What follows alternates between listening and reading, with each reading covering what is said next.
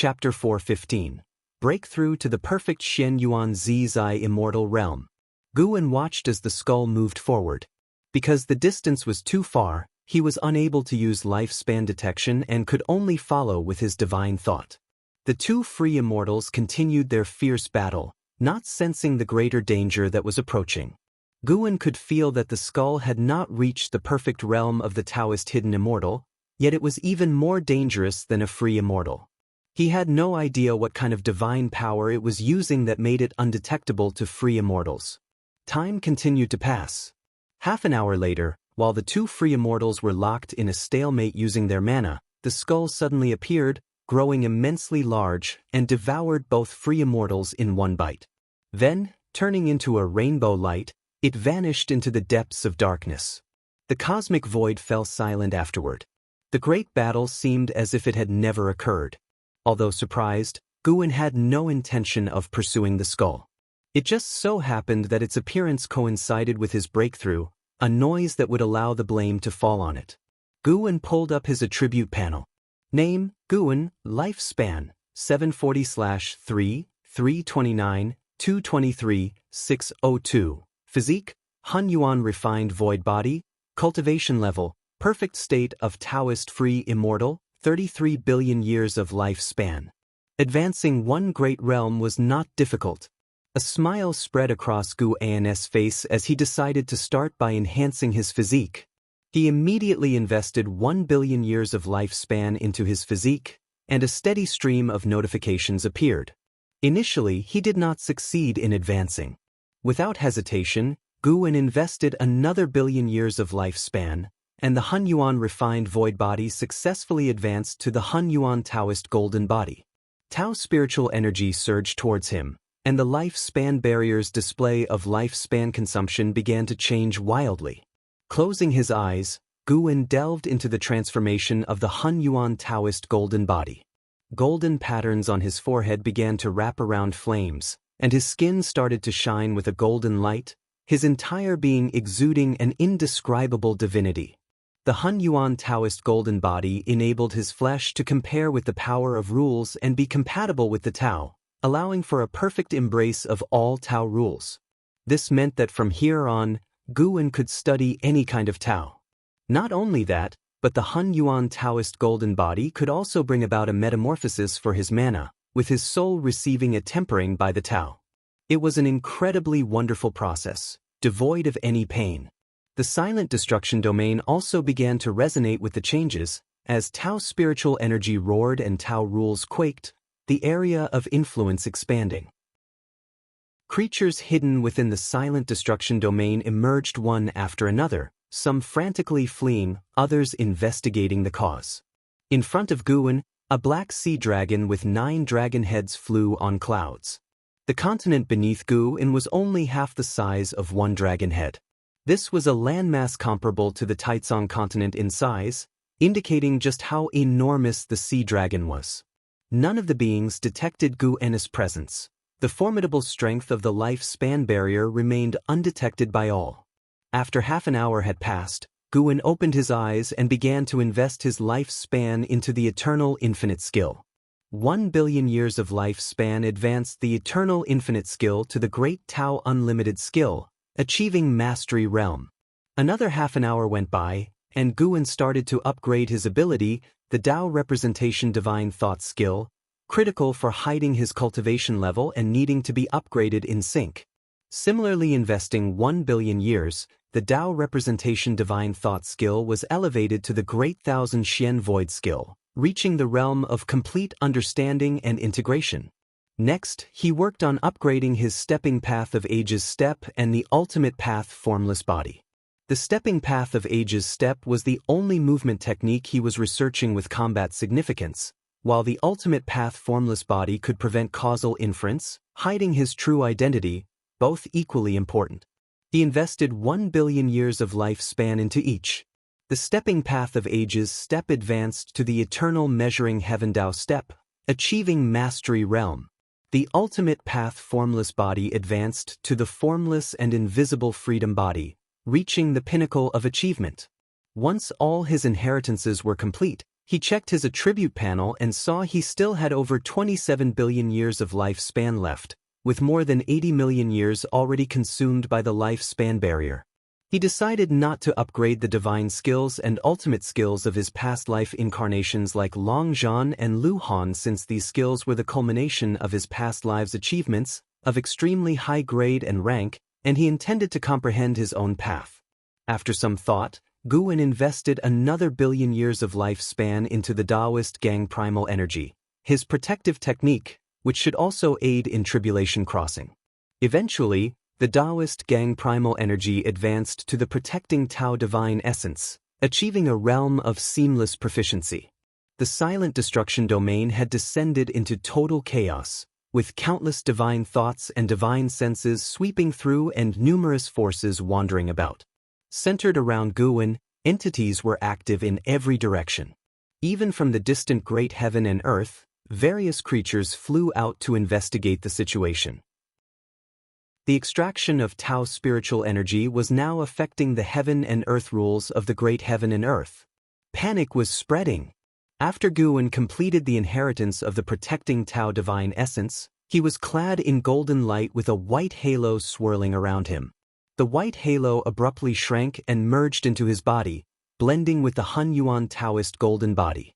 It was as if a layer of flowing light spread over his skin, covering every inch of his body.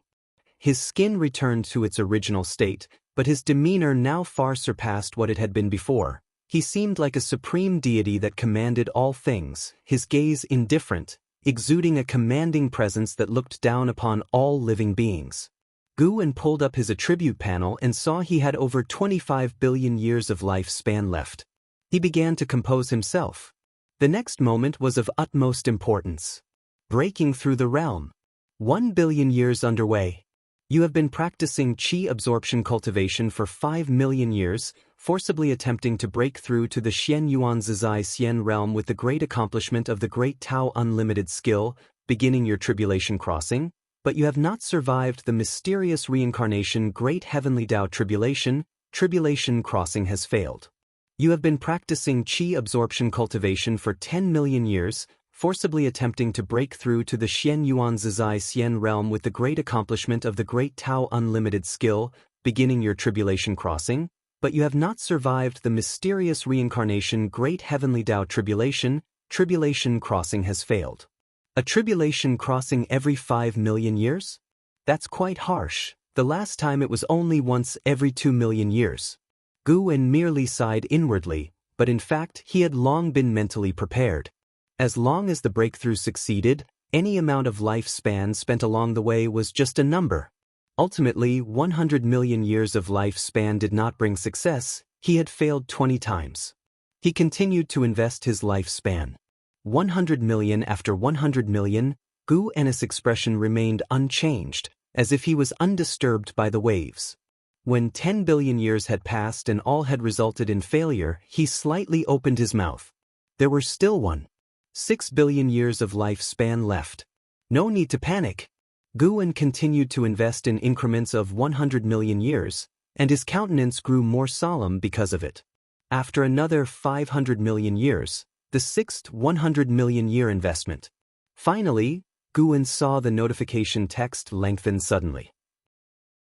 You have been practicing qi absorption cultivation for 45 million years, forcibly attempting to break through to the Xian Yuan Zizai Xian realm with the great accomplishment of the Great Tao Unlimited skill, beginning your tribulation crossing, and you have survived the mysterious reincarnation Great Heavenly Tao Tribulation. Tribulation crossing successful. Your cultivation level has broken through to the early stage of the Xian Yuan Zizai Xian realm.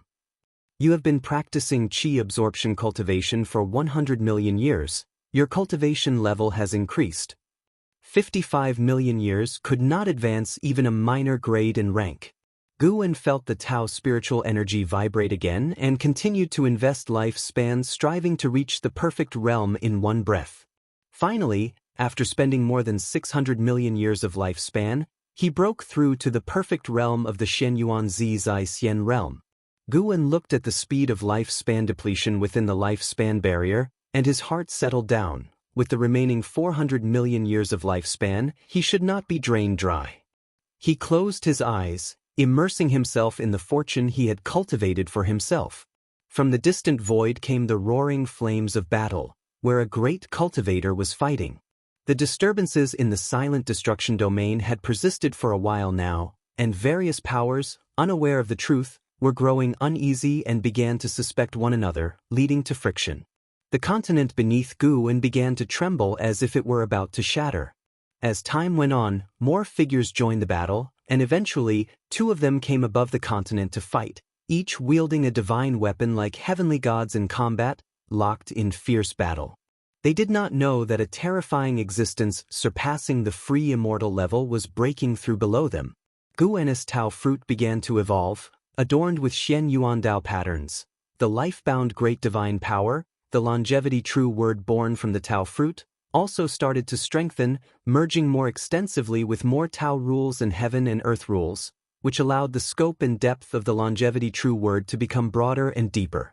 When Guan's cultivation level stepped into the realm of Xian Yuan Zizai Xian, endless memories surged into his mind, his past, his future, and even illusory alternative destinies. At the crossroads of life, each choice he could make would generate different lines of fate, and these lines would continue to branch out in the future. Only the path he truly took remained his reality, though the others were illusory possibilities. With sufficient strength, they could also be realized. To make them real, one would need to create the same heaven and earth.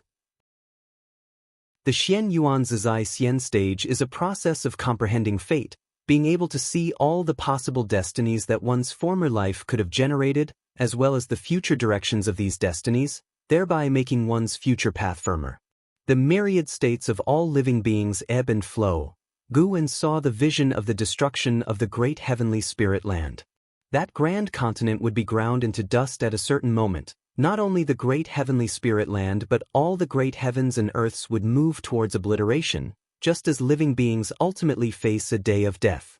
The destruction of the great heavenly spirit land was irreversible because this was a part of the heavenly Tao and the evolution of the great Tao. Unless Guan could transcend them, but if he could, the eternal and undying great heavenly spirit land might then bring variables to other cosmic lands. Guan saw that after he fiercely protected the great heavenly spirit land, the supreme sect and the Taizong dynasty became the rulers of heaven and earth, becoming the next holy court, the immortal dynasty, ruling high above all living beings. They went to the outer heaven, plundering far and wide. In the end, they became the new hegemony, the enemy of all living beings.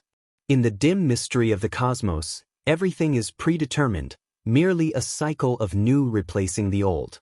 Cultivators can calculate heaven and earth, the natural way, but the only thing they cannot fully predict is the human heart. Any person, any sentient being with spiritual wisdom, could be a variable. One variable can generate countless others, just as it says in the Tao Te Ching. The Tao produces the one produces two, the two produce three, the three produce all things. All events and all things are like this. Looking from the present is very much the same as looking from the future. Reaching the realm of Xian Tian Zizai Xian means not only that the Tao fruit has become stronger, but it is also a pursuit of one's own position. Through this, Guan sorted out his Taoist heart. If he saw through fate, then how should he treat those who were closely related to him? Emotions tie him down, but should he allow himself to be constrained by emotions? The so-called following one's true nature? But what is this true nature? Living in the world, with each additional day, the true nature is influenced by other things, and emotions are also established over time. Chapter 416. Longer than heaven and earth, greater than the great Tao. Xian Yuan Zizai Xian. What is Xian Yuan, and what is to be free? Guan seemed to be surrounded by myriad scenes, violently clashing against his will at times, with images from the past, images from the future, growing more chaotic, more frenzied. He didn't know how much time had passed. Suddenly, he opened his eyes, his consciousness arriving in a vast and glittering starry sky, no longer surrounded by those intricate and tangled scenes. His world appeared to become quiet all at once. His eyes regained their clarity, and one by one, figures walked out from within him, standing before him and turning to face him. A total of 5 figures. They were Chu Lu, Xiao Xingtan, Long Zhan, Lu Han, and Ji. His 5 reincarnated selves. Guan watched them, his eyes gradually firming. Behind these 5 reincarnated selves, in the depths of the starry sky, more figures emerged, their identities indiscernible to Guan, but he could sense they were also his reincarnated selves. Once he truly began to reincarnate, these selves would obtain their own identities. Their appearance signified that Guan had yet to sever his attachment to the cycle of reincarnation. Although they dressed differently, their figures resembled Guan. With each step they took, they flashed forward a great distance, rapidly closing in on him. Hundreds, thousands, tens of thousands, their numbers surged, and soon, the starry sky before Guan was occupied by these countless figures, densely packed. Guan continued to sit cross-legged, gazing at his reincarnated selves before him, his expression unchanging. He was observing his reincarnated selves, and all his reincarnated selves were watching him, as if he were facing his true self. At this moment, Guan's Taoist heart gradually became enlightened. The original heart was not necessarily the true heart, nor were later gains necessarily obstacles. His current thoughts represented his true heart. Any moment he acted upon his own wishes was an expression of that heart. As long as his true heart did not conflict with his principles, it signified the right course of action for him. Even if the outcome of some matters was unfavorable, what of it? All he could pursue was his own life. At most, he could assist others, but he could not control their wills. Even if the outcome was destruction, wouldn't a period of pleasure before that destruction also count as a gain? Setting aside karma and fate, Guan needed to consider his own pursuits. Longevity? Too vacant. Through his cultivation so far, Guan increasingly understood the principle that the Tao is endless. How high must one's realm be to achieve longevity? If faced with a stronger being, could he maintain that longevity? Guan reviewed all his memories, including those of his reincarnations. His eyes gradually emitted brilliance. With a boom, the whole universe shattered, and Guan's consciousness returned to the present. He was still sitting cross-legged on the broken continent, protected by the life-span barrier. Xian Yuan Zi Zai Xian Realm, early stage. The breakthrough was still ongoing. Guan's perception of the Tao became clearer, his comprehension of cause and effect, fate, and reincarnation deepened.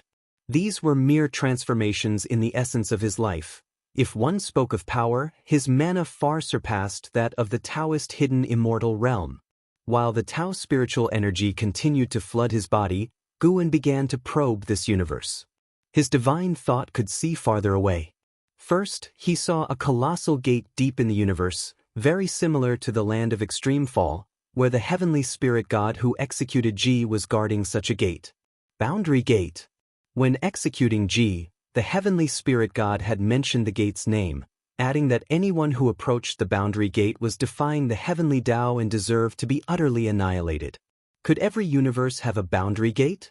Guan saw that there was no one beneath the boundary gate, a silent and eerie void. Intuition told him that drawing near to the boundary gate would lead to trouble. He withdrew his gaze and looked in the direction of another great heaven and earth.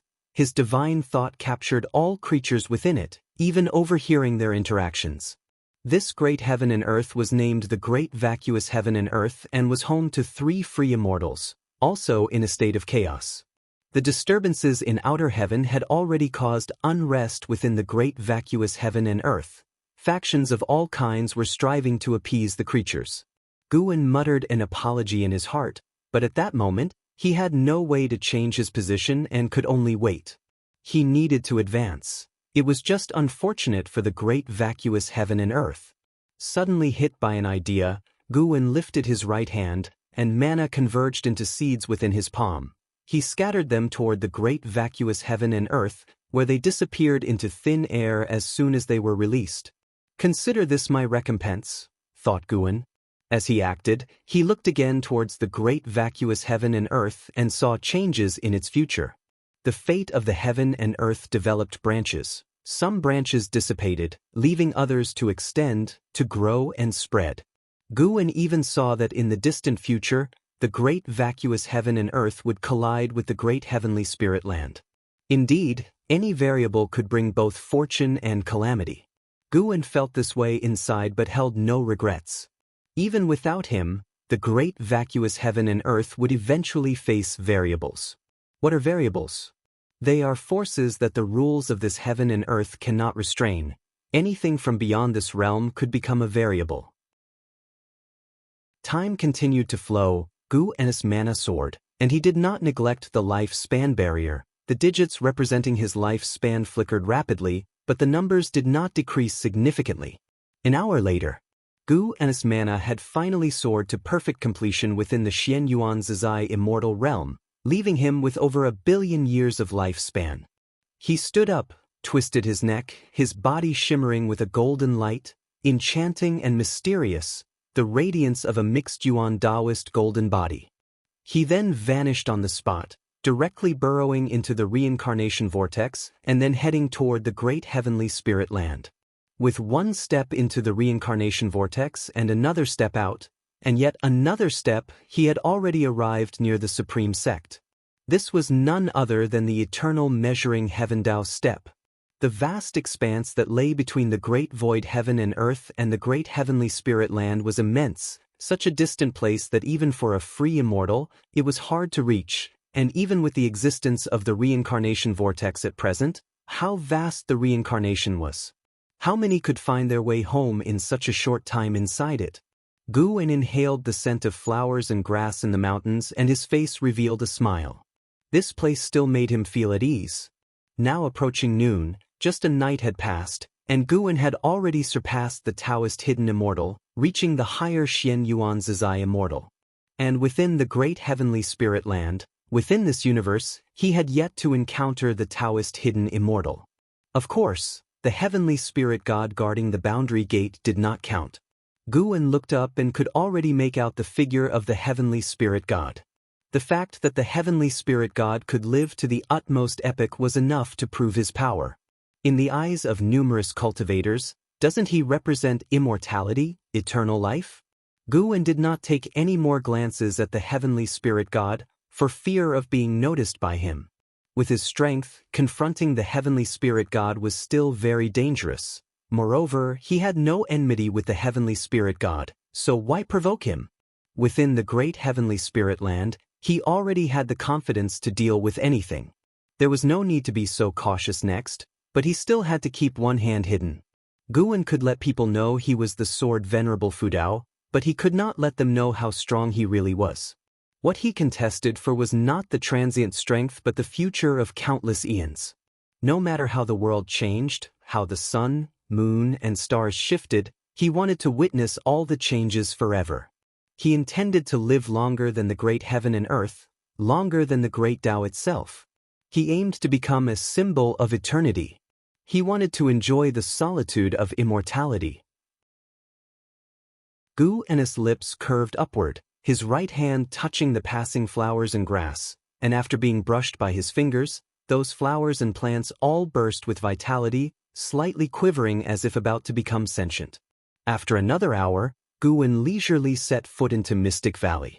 Inside the valley, there were disciples weeding, others sowing seeds, and some cultivating spells, resembling a small sect bustling with life. Seeing Guin return, the disciples immediately greeted him. After spending 30 minutes in Mystic Valley, Guin returned to the Third Medicine Valley. The Third Medicine Valley was now the center of his life. The place that Mystic Valley occupied in his heart was no longer so important. As he arrived at the Third Medicine Valley, a figure appeared out of nowhere in front of Guin. It was Ji Xiaoyu. Ji Xiaoyu was about to speak when her gaze suddenly fixed. She stared at Guin, her brows furrowing. Guin was dressed the same as the day before, but there was a significant change in his demeanor that even made Ji Xiaoyu pause. "Shall we go to play chess, to your abode, or to the dojo?" Guin asked with a smile. The so-called dojo was the area for playing chess, where dozens of chess tables were set up. Every day, people would come to play. Ji Xiaoyu gathered her thoughts and said, "Let's go to the dojo. I've also been wanting to really feel life lately." Guin heard the implication in her words but did not say much more and immediately led her to the dojo. Last night? Ji Xiaoyu couldn't help but ask as she turned to look at Guan, full of confusion. Guan, looking forward, laughed and said, I went to practice last night and had a bit of an epiphany. It seems you've had quite the realization.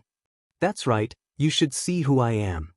Guan said proudly, and Ji Xiaoyu felt like punching his smug smile, but as he laughed in such a way, she felt their relationship return to normal, with the distance she felt a moment ago completely vanished. Ji Xiaoyu studied Guan and said, You wouldn't be hiding your cultivation level, would you? Although Guan's cultivation level had not increased, she thought carefully and realized that his aura was constantly changing, and this was definitely not an illusion. You guessed it right. In fact, I'm very strong now.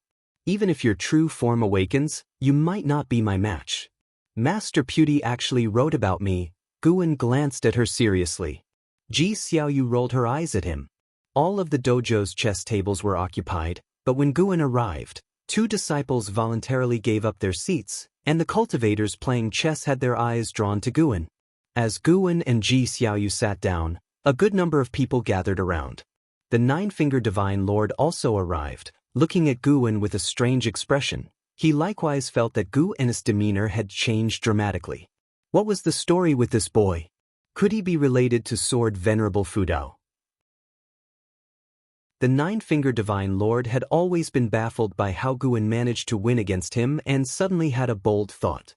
Could it be that Sword Venerable Fudao was advising Guan on his chess play? Maybe. That must be it. The 9-Finger Divine Lord's gaze toward Guan was filled with anger. The boy had no sense of martial morality. Guan let Ji Xiaoyu make the first move, and she did not hold back. After 7 moves, Guan sensed that Ji Xiaoyu was mobilizing the power of the primordial Taoist talisman. She indeed came prepared. The 9-Finger Divine Lord, shocked, looked towards Ji Xiaoyu and marveled inwardly. What kind of power was this? Chapter 417. Why don't you just say you are the divine thought true immortal? The primordial Taoist talisman continuously unleashed the power belonging to the reincarnation path emperor, causing Ji Xiaoyu's divine sense to rapidly strengthen. Whether it was Ji Xiaoyu or the 9-Finger Divine Lord, both understood that the competition in Go was about the power of calculation. Precisely because of this, they felt unwilling to accept that Guan, with his lower cultivation level, could continually win against them. The 9-Finger Divine Lord, sensing Ji Xiaoyu's aura quickly strengthening, secretly felt shocked. More and more great cultivators were attracted to the scene, and even Shen Xinzi and Long Qin came over. Guan and Ji Xiaoyu played speedily, full of murderous intent, causing the surrounding people to hardly dare breathe. A figure appeared out of thin air beside Ji Xiaoyu. It was the Sun and Moon Netherworld Emperor, who looked at the Go board, frowning, wanting to speak but stopping himself. An Xian and Yu Yingying also walked over, watching the Go match from within the crowd. Even those with lower cultivation levels could feel Ji Xiaoyu's increasingly strong momentum. Yu Yingying looked at Ji Xiaoyu, secretly surprised. Her curiosity about Ji Xiaoyu's background deepened. She had only heard that Ji Xiaoyu came from the Ji family. Ji Xiaoyu was definitely the most mysterious existence in the Third Medicine Valley. She was always in seclusion and only had a good relationship with Guan. An Xian was equally curious about Ji Xiaoyu's strength. Knowing Ji Xiaoyu was powerful, and Guan had said she had talent not inferior to An Hao, how could she not be curious? As Ji Xiaoyu's momentum continued to soar, thunderclouds surged over from the horizon, violently churning, darkening the sky rapidly, with the sound of thunder echoing. Disciples in the valley looked up one after another, abuzz with alarm, and even disciples from other cities of the Supreme Sect and Medicine Valley were drawn by the anomaly. What's going on? Is someone undergoing tribulation crossing? It seems the commotion comes from the dojo. Feel it carefully. There is a momentum that is quickly strengthening. Indeed, many people are running there. Shall we go have a look too? What's there to be afraid of? In the Supreme Sect, we wouldn't even fear if the sky fell. The valley disciples discussed among themselves, many rushing toward the dojo, wanting to see exactly what was happening. Holding a white stone, Guan looked at Ji Xiaoyu and asked, Is it necessary to go to this extent? Once the power of the primordial Taoist talismans was used too much, it would trigger expulsion by the reincarnation rules. Guan could see Ji Xiaoyu's lifespan was decreasing. Ji Xiaoyu lifted her eyes to look at him and said, "I must defeat you at least once to have no regrets. Fighting it out on the Go board is pretty good." Guan stared at her and laughed. "Even so, I will not admit defeat. In my life, I've never truly lost, and if I ever lost, it could only be to myself." Unable to restrain himself, the Nine-Finger Divine Lord spoke, "You really like to put on an act. Anyone who doesn't know might think your sword venerable Fudao." Guan glanced at him and said, "How can a defeated dog bark so boldly?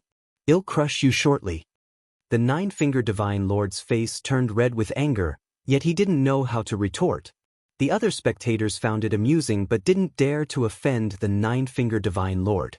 The Sun and Moon Netherworld Emperor, looking at Guan's play, had an increasingly odd expression. He didn't stop Ji Xiaoyu's thinking. For him, he served the Reincarnation Path Emperor, not Ji Xiaoyu. He couldn't wait for Ji Xiaoyu to recover into the Reincarnation Path Emperor. The two continued playing Go. Ji Xiaoyu's style was sharp and fierce, making frequent killing moves, but Guan always managed to counter them. The onlooking crowd secretly marveled. They too enjoyed Go and had their own studies, able to recognize the high level of Ji Xiaoyu's play, and each move's attack and strategy surprised them. Yet, despite that, Guan always managed to resolve Ji Xiaoyu's every aggressive move. His play was not as overpowering as Ji Xiaoyu's, but it gave off an undefeatable momentum. Boom! A clap of thunder resounded beneath the storm clouds, startling many. Looking at the Go board, Ji Xiaoyu's face was cold, her eyes filled with a compelling force, and the momentum of her moves continued to strengthen. In contrast, Guan looked composed, his speed of play neither hurried nor slow. Time quickly passed. As time went on, Ji Xiaoyu's moves became slower and slower. With the strengthening power of the primordial Taoist talisman, her calculation speed increased. However, no matter how much she sped up, she couldn't turn the tide of attack, and the pressure mounted with each move made, even giving her the feeling that she could not defeat Guan. Ji Xiaoyu lifted her eyes to Guan and saw the smile on his face, out of place compared to the furrowed brows and intense tension of the onlookers. The player seemed as calm as the gentle wind and clouds. The more confident he was, the less sure Ji Xiaoyu felt inside. Could it really be that she would be forced to reveal her true self? Ji Xiaoyu frowned, a shade of hesitation flickering in her eyes. Suddenly, Guan made his move, his voice clear. "Let's stop here, you've lost." Ji Xiaoyu's frown deepened, and as she was about to speak, Guan raised his hand and drew the Go containers toward him. Before Ji Xiaoyu could react, Guan waved his right hand, and the Go stones from both containers sprang out, black and white stones successively landing on the board. Everyone was taken aback, not understanding what he was doing. Ji Xiaoyu looked at the Go board, her expression rapidly changing. The expressions of the Nine-Finger Divine Lord and the Sun and Moon Netherworld Emperor also turned odd. As the black and white stones continued to fall, with other stones rising, the path played by the black stones appeared no different from when Ji Xiaoyu personally played. After 10 breaths, no more stones fell, and the situation on the board was decided, with white winning. The others also realized, had Guan simulated Ji Xiaoyu's play? They were all cultivators with extraordinary memories, unlike ordinary people, recalling the situation of the previous moves. The higher the cultivation level, the quicker their expressions changed. Their gazes toward Guan were filled with disbelief. Could he really calculate that? Sun and Moon Netherworld Emperor had the highest cultivation level, and he covertly compared them. The Go strategy simulated by Ji Xiaoyu was very strong. If it were him, it wouldn't have been easy to win. Nine-Finger Divine Lord looked at Guan, opened his mouth, but ultimately he couldn't utter a word. Guan looked toward Nine-Finger Divine Lord and asked with a smile, "Fancy a game?" Nine-Finger Divine Lord's expression turned serious. "Forget it, another day maybe. Today's game was very impressive, it gave me a lot to ponder, I need to comprehend it well." Guan laughed, this senior's tone was perfectly captured. He looked toward Ji Xiaoyu and asked with a smile, "What's the matter?" Can't handle losing? Ji Xiaoyu took a deep breath and turned to Guan. I lost. The innate Taoist talisman within her began to stabilize and her imposing aura dissipated. She stood up and walked to the side. Sun and Moon Netherworld Emperor took the chance to sit down. Let's play a game. Guan looked at him and asked, do you even know how to play? How could I not? I've played here a few times before. Sun and Moon Netherworld Emperor glared at Guan, annoyed, feeling that the kid was too arrogant. Ji Xiaoyu came to Guan's side, her eyes complex, wondering about something. Nine-Finger Divine Lord, having seen Sun and Moon Netherworld Emperor once before, always thought him to have profound and unfathomable cultivation. He became interested, wanting to see if Sun and Moon Netherworld Emperor could beat Guan. Faced with the challenge from Sun and Moon Netherworld Emperor, Guan naturally wouldn't refuse. The two quickly got down to the fight. The others continued to watch the battle. An hour later, Guan stood up, looking down at Sun and Moon Netherworld Emperor under Ji Xiaoyu's shocked gaze. Go is not as simple as you think. The surrounding disciples immediately cheered. They were unclear about Sun and Moon Netherworld Emperor's identity, but inside the Third Medicine Valley, they definitely supported Guan. Nine-Finger Divine Lord, Shinxinzi, and several other Immortal Dao great cultivators looked at the Go board, finding it hard to snap back to reality for a long time. Sun and Moon Netherworld Emperor trembled all over, his face full of disbelief. How is this possible? Sun and Moon Netherworld Emperor muttered to himself, unable to believe that he lost. Seeing Guan turn around, he immediately stood up and asked sternly, stop right there, who are you really? You're not Guan. When he said this, everyone followed suit in looking toward Guan, including Shinxinzi and Nine-Finger Divine Lord. Long Qing couldn't help but say, what do you mean? Losing to my master and throwing a fit out of anger? Sun and Moon Netherworld Emperor stared intently at Guan's back. My cultivation is above the Immortal Dao 4th layer heaven. Do you think he can beat me just like that? The Go strategies I can calculate are beyond what a mortal spirit can imagine. Above Immortal Dao 4th layer heaven? Above heaven and earth flying immortal? Even Nine-Finger Divine Lord and Shinxinzi were startled, their gazes at Sun and Moon Netherworld Emperor turning to fear. Guan turned to the side, looking contemptuously at Sun and Moon Netherworld Emperor. Immortal Dao 4th layer heaven? Why don't you just claim you're a divine thought true immortal? Sun and Moon Netherworld Emperor's face changed drastically, and Ji Xiaoyu's expression also shifted. She looked at Guan, feeling he was very unfamiliar. Guan stared at Sun and Moon Netherworld Emperor. Since you're aware I'm stronger than you, how dare you speak to me like that while hiding in my residence? His tone was indifferent, yet it exuded an immense pressure. The disciples discovered for the first time that their master could be this intimidating. However, they had never heard of divine thought true immortal. Even Nine-Finger Divine Lord and Shinxinzi were pondering what realm divine thought true immortal was. Sun and Moon Netherworld Emperor's face turned extremely ugly, his heart beating wildly as he faced Guan's gaze, feeling even more nervous than if he were causing trouble in the holy court. You are, Sun and Moon Netherworld Emperor said through gritted teeth, but the words Sword Venerable Fudao were impossible to pronounce. Guan turned around and said to Ji Xiaoyu with a smile, let's go, back to the room to talk. Ji Xiaoyu nodded subconsciously and then followed him away. Sun and Moon Netherworld Emperor stood in place, staring as they left. The others exchanged glances, all filled with confusion. Long Qing approached Shinxinzi, asking in a low voice, Master, what realm is divine thought true immortal? Shinxinzi did not answer. He too wanted to know the answer to this question. Nevertheless, one thing was clear to him, divine thought true immortal was above heaven and earth flying immortal, and Guan was most likely even stronger than a divine thought true immortal. Otherwise, how could he have frightened Sun and Moon Netherworld Emperor into such a state? And XN was the only one not surprised, only excited. She too wanted to display her powers in front of others like her master had. Her motivation for immortal cultivation grew stronger, and she immediately turned and left to practice diligently. On the way to the loft, Ji Xiaoyu looked at Guan, her heart filled with 1,000 words to say. Have you awakened your memories from a past life? Ji Xiaoyu couldn't help but ask. She had previously speculated that it could be a reincarnation of the free immortal, and now she was even more certain of this. Otherwise, how could Guan suppress Sun and Moon Netherworld Emperor? As for whether Guan could be Sword Venerable Fudao, she didn't think it was likely.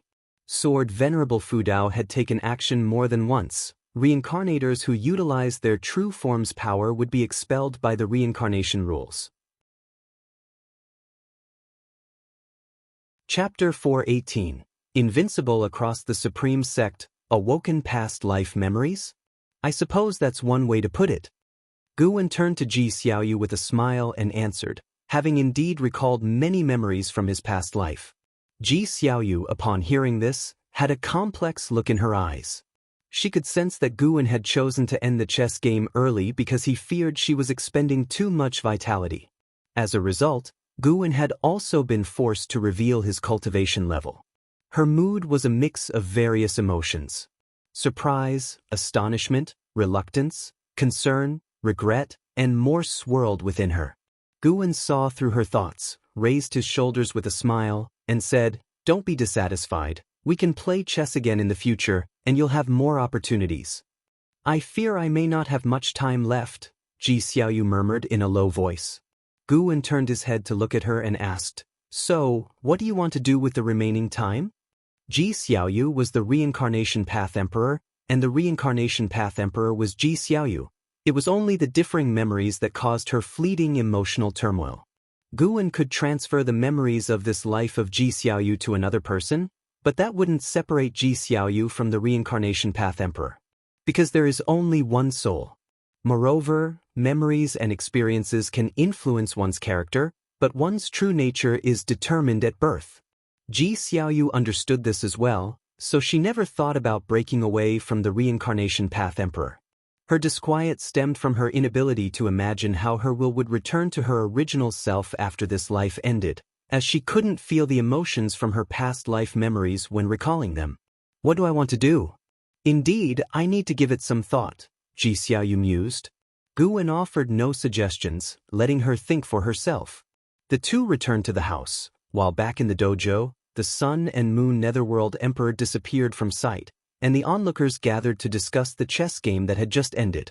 Shen Xinzi looked toward Guan's loft from a distance, took a deep breath, and said, "Your master is no ordinary person." Long Qing, who stood nearby, couldn't help but roll his eyes at the remark. "As if I couldn't see it for myself." Long Qing's feelings were equally complicated. He was close to Guan, always regarding him as a father, but in his heart, Shen Xinzi was stronger. To cultivate with Shen Xinzi, he had spent a significant amount of time with him, which resulted in less and less time spent with Guan. Yet, the scene just now showed Guan's aura even overpowering that mysterious great cultivator.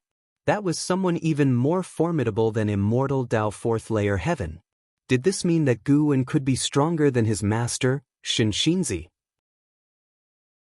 Long Qing suddenly felt this to be absurd, even hard to accept. If this were true, why didn't he cultivate with Guan from the beginning? Long Qing's gaze shifted to an Exan who was walking away in the distance. Suddenly, he thought that an Exan might know something. He must ask, how could someone so close to him hide such a cultivation level? What did it all mean? The altercation between Guan and the Sun and Moon Netherworld Emperor became known in the days that followed, and the words divine thought true immortal remained in people's memories. 3 days later, LV Badian and Ji Hantian came to find Guan. He received them, asking them to sit while he went to pour tea. Is it true that a being with a cultivation level above the immortal Dao Fourth Layer Heaven has appeared in Medicine Valley? And that you managed to suppress them? LV Badian couldn't help but ask, his expression tense. His first reaction to the news was disbelief, but when his subordinates claimed to have witnessed it, he had to take it seriously. Currently, the Supreme Sect did not have a great cultivator of the immortal Dao Fourth Layer Heaven to rely on. Sword Venerable Fudao did not count, for no one knew his cultivation level. Now, not only had the heaven and earth flying immortal phenomenon occurred, but his most promising, Guan, allegedly could suppress such an existence? Impossible. LV Baitin found the notion ludicrous, even suspecting that his own training had gone wrong, trapping him in an illusion realm. Ji Hantian's feelings were similar, with Ji Xiaoyu originating from a Ji family house servant. No matter what kind of fortuitous encounters Head had, it was impossible for him to be so powerful. Since you're already aware, why ask me? Guwen responded casually. When he had attained the Xian Yuan Zizai Xian, he decided he no longer needed to disguise himself as before, as long as he did not reveal his true strength. Even the Immortal Dynasty and Holy Court wouldn't suspect that Sword Venerable Fudao surpassed the Zizai Xian, and by 2 whole great realms at that. The strongest of them, Sheng Tian, was still striving to reach the Taoist hidden immortal. Hearing Gu An's words, LV Baitin and Ji Hantian's eyes widened as they instinctively looked at each other. Ji Hantian signaled LV Baitin with a glance, and after hesitating for a moment, LV Baitin subtly nodded. Immediately after, Ji Hantian suddenly stood up and swung his palm towards Guwen, who had his back to him. But as soon as he moved, he was immobilized, unable to take a step, and he couldn't help but widen his eyes in shock. Guwen turned around, holding 2 cups of tea, and walked toward Ji Hantian. As their eyes met, Ji Hantian's were filled with disbelief. As Guwen approached him, he sensed an incredibly terrifying presence, as if Gu An's aura could crush him. If there's a next time, you'll die even if I don't lift a finger, Guwen stated flatly, looking at Ji Hantian without emotion. Ji Hantian was drenched in cold sweat. LV Baitin hurriedly stood and said, "He only wanted to test you. He had no intention of harming you." He too was terrified, looking at Guwen with fear in his eyes. With such momentum, it was absolutely an immortal Tao existence. Without any exaggeration, LV Baitin had never in his life felt such a powerful aura. As for the terrifying beings like Sword Venerable Fudao and Immortal Lord Qiushi, their presence was directed towards heaven and earth, far from LV Baitin. This time, it was a face-to-face feeling. Guwen retracted his aura and placed 2 cups of tea on the table. He sat down casually, then leaned back in the chair, looking at LV Baitin and the other person, asking, "Now that it's confirmed, what are you going to do next?" His tone was casual and he didn't emit an overwhelming aura, but it paradoxically brought an almost suffocating pressure to LV Baitin and his companion. They had never imagined this young man could possess such spirit. At the same time, they pondered over Gu An's words, unable to determine his attitude. Was Guwen hiding his strength, or did he not mind revealing it? Should they help Guwen with the aftermath? Guwen was not in a hurry, waiting for them to think. Seeing Guwen not rushing them, the pressure on the 2 men increased, and they even began to sweat profusely on their foreheads. LV Baitin looked up at Guwen, somewhat dazed. The Guwen that he had tried to take care of and favored over the years turned out to be so powerful. He suddenly thought of something. Could it be that Guwen was very strong from the beginning? The more he thought about it, the more likely it seemed. Since he had met Guwen, he had never seen him panic. The young man seemed to fear nothing, no matter how tough or treacherous the path. A pursuit of a simple life could be because he was strong enough to have seen the splendor of the world. Could he be Sword Venerable Fudao? Once this thought occurred to him, LV Baitin startled himself. He looked at Guwen, meeting Gu An's seemingly smiling gaze. LV Baitin broke into a cold sweat as he thought about his actions over the years and the suggestions Guwen had made. Many things finally clicked together. No wonder he said that he would never reach the unification realm in this lifetime. It turned out that he simply held the unification realm in contempt. Ji Hantian didn't think that much. He was just puzzled as to why Guwen was so strong. After all, Guwen was a house servant of the Ji family. Ji Hantian had investigated Guwen early on and was certain of Gu An's true identity. Could it be that the current Guwen was not the same person he knew and had been replaced by a great cultivator? That was the only possibility. How could a junior of over 700 years old be so powerful? Even and how had not necessarily stepped into the nirvana realm to this day. LV Baitin took a deep breath and said, "Regarding your cultivation level, we won't disclose it and won't disturb your life." Ji Hantian came back to reality and quickly echoed him. No longer did he bear his usual haughtiness. In front of Guan, he appeared scared and apprehensive. Guan thought to himself that even if they had said something it wouldn't matter, but the quietness was welcome. He spoke, "Drink the tea. This tea is a long-treasured favorite of mine." The two men nodded hastily, following up by picking up their tea, but their hands were trembling. 30 minutes later, the two men walked out of the attic, with Guan coming out to see them off. Long Qing, who was chatting with the blood prison great saint, turned his head to look and saw the sect leader and vice-sect leader bowing and scraping to his master, which caused him to frown.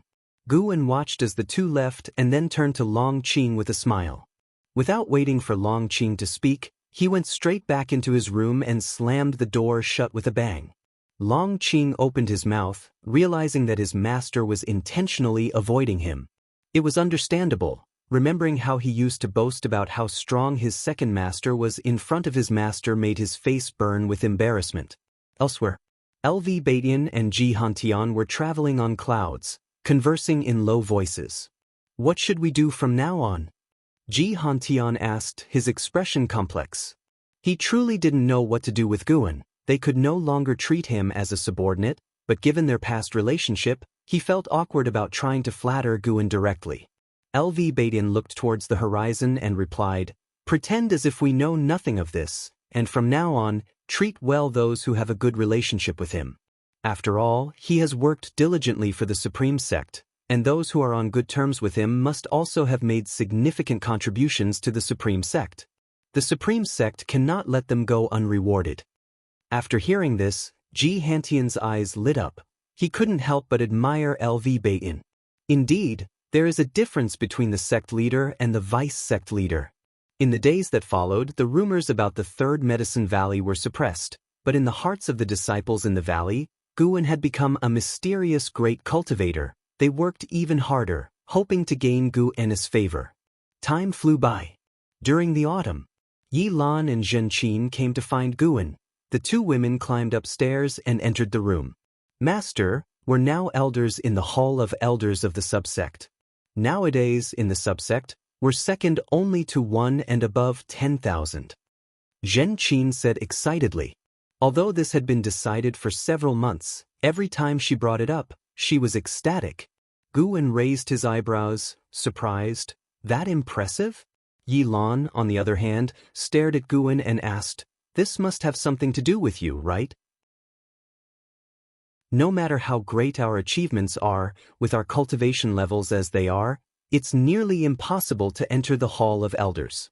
Upon hearing this, Zhen Qin turned to look at Guan, thinking he would either be modest or deny it.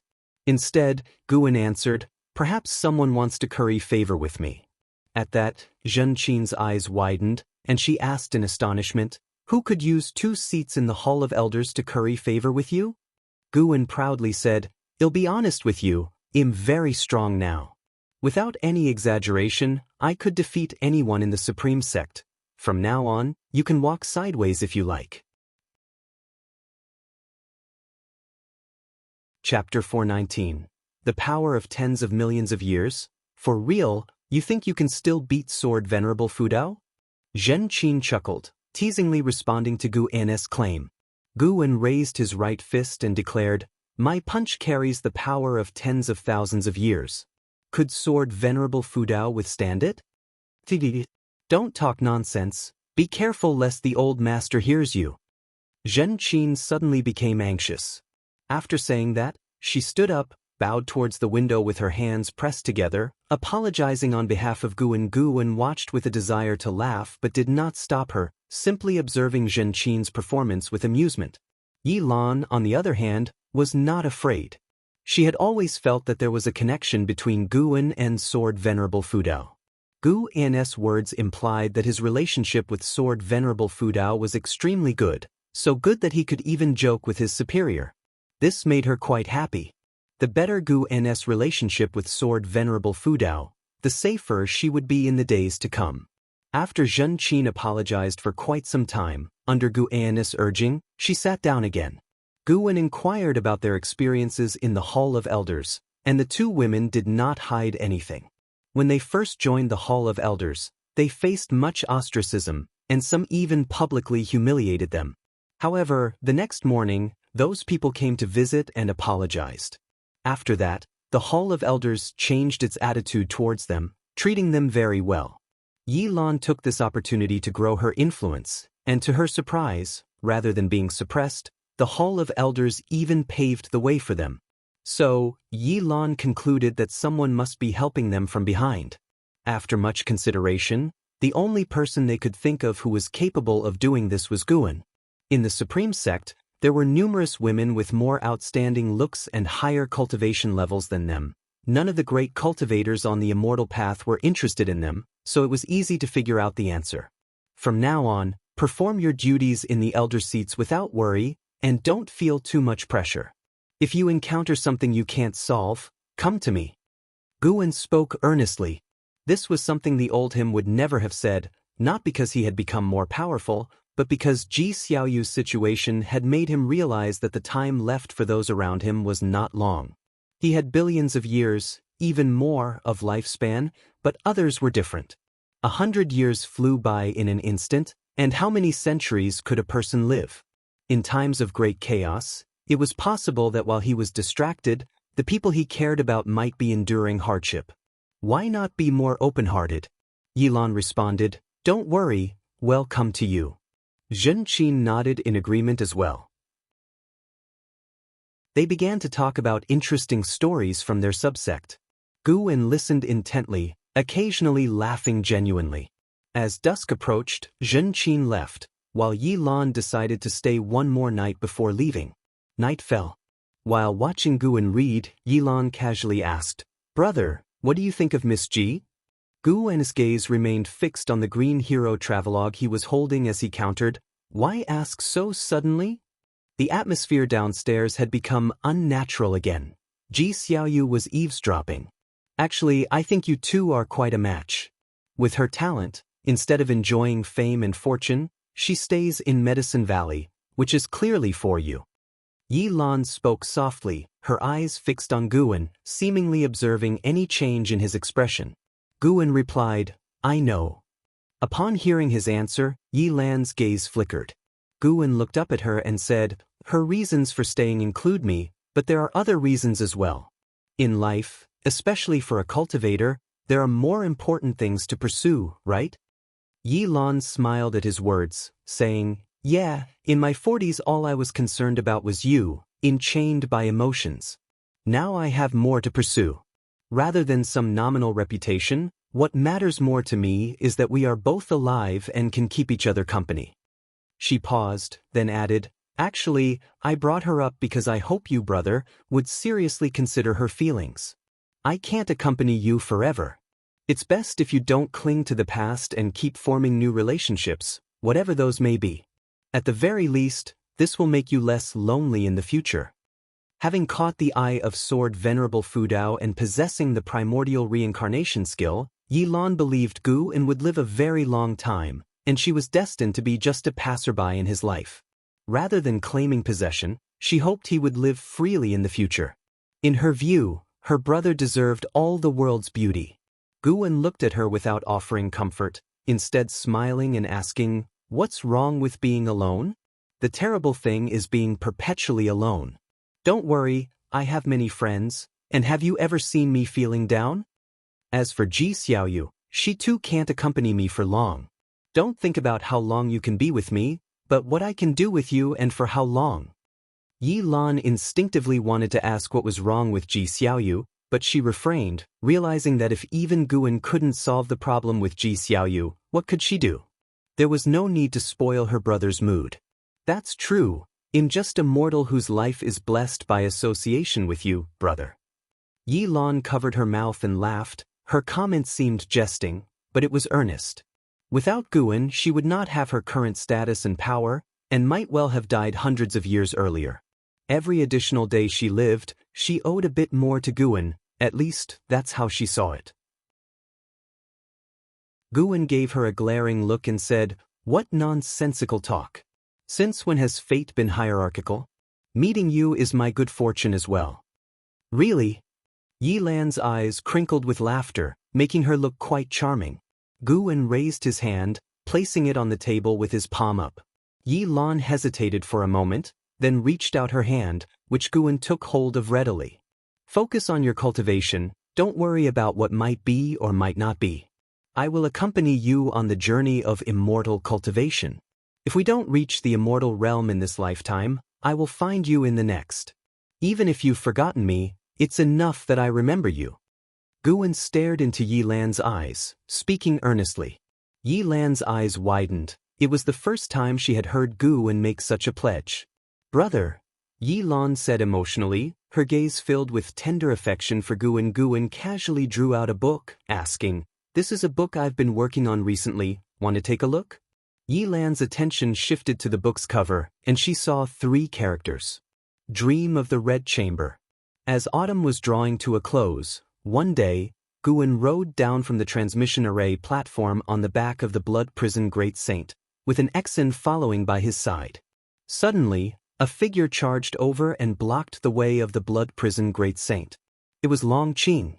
He looked at Guan with a face full of anger, and in his eyes, there was also a sense of grievance. Guan sat on the Blood Prison Great Saint's back, his gaze lazy, and said, "What do you really want?" An Exan looked at Long Qing and found it amusing but held back her laughter. If it had been before, she might have spoken for Long Qing. However, she had experienced Long Qing's swagger too, feeling that this youngster's temperament indeed needed tempering. Look how honest and Shengtian from Mystic Valley is. Facing Guan's gaze, Long Qing opened his mouth but didn't know how to express his feelings. The Blood Prison Great Saint wouldn't indulge him and said, "Don't get in the way. Someone has already taught you cultivation, yet you still want the master to teach you?" Long Qing's face turned entirely red, and he was at a loss for what to do. After all, Guan had raised him himself, and he didn't make things difficult for him but said, "In fact, you harbor a starting point that others do not have, and one could even say that you are already strong. It's just that you haven't discovered it yet. Rather than blindly striving to get stronger, what you should do is take a deep breath and understand yourself." From a distance, Shen Xinzi was eavesdropping and pondered upon hearing these words. He had long noticed that Long Qing was no ordinary individual. Without a trace of spiritual power, Long Qing's physical strength and qi blood surged rapidly. In terms of spiritual power, Long Qing was worthless, but when it came to the growth rate of true strength, he was definitely a rare talent in the world. Could it be that Long Qing truly harbored a power even he hadn't noticed? After hearing Guan's words, Long Qing was shocked, unable to tell if what Guan said was true or false. An Xian and the Blood Prison Great Saint both looked at Long Qing with astonishment. They wouldn't believe Guan would lie. "Do I really still have potential?"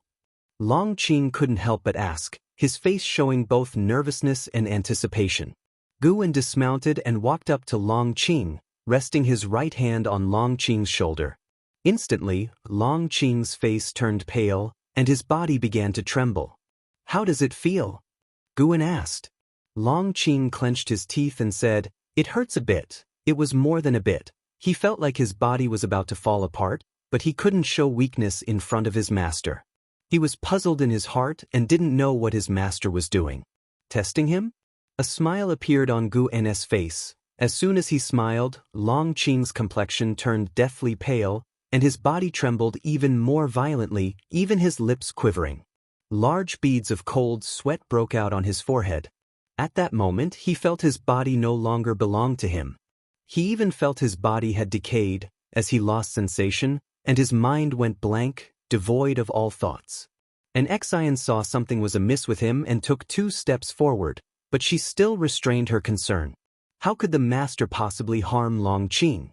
Guan withdrew his hand, and Long Qing immediately collapsed to the ground like a lump of mud. He instinctively looked up at Guan, his eyes filled with fear. Passing disciples gave them curious or puzzled looks, thinking that Guan was disciplining Long Qing, unaware of what offense Long Qing had committed. Guan looked down at Long Qing and asked, "What did you just feel?" Long Qing took deep breaths, struggling to raise his head, and said with an afraid look, "It felt like I was about to die, but you didn't die." Guan stared at him with an indifferent gaze that made him feel afraid, causing him to subconsciously lower his head. Just now, if it were a Mahayana cultivator, they'd have been reduced to ash. Guan left these words behind and then walked past Long Qing. Long Qing widened his eyes and twisted his head to look at Guan's retreating figure, his expression one of disbelief. An Xian and the Blood Prison Great Saint were also stunned. For an Xian, the Mahayana realm was still a far-off dream, while the Blood Prison Great Saint was itself a Mahayana cultivator. Was this youngster Long Qing already more formidable than a Mahayana cultivator? They both felt it was absurd in their hearts. Shen Xinzi appeared out of thin air in front of Long Qing, crouching down to check his body, his face quickly revealing a look of shock. Impossible, Shen Xinzi murmured to himself, sensing his worldview collapsing. Long Qing didn't know what his master was thinking. His mind was echoing Guan's words. If it had been a Mahayana cultivator, they would have been reduced to ash. He recalled the terrifying sensation from before and suddenly felt it may not have been so scary after all. Meanwhile, Guan's image in his heart soared immensely. Chapter 420. The power of the past. Since being informed of his potential by Guan, Long Qing stopped cultivating his physical body. Instead he began to settle his mind and feel the foundation of his own being. Shen Xinzi had no objections to this. Shen Xinzi felt that he was not worthy to teach Long Qing.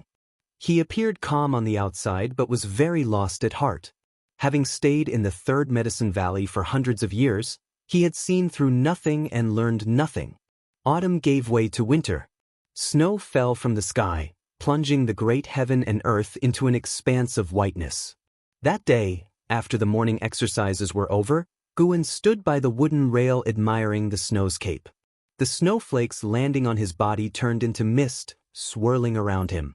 His eyes were fixed on the garden, but his divine thought was cast towards outer heaven.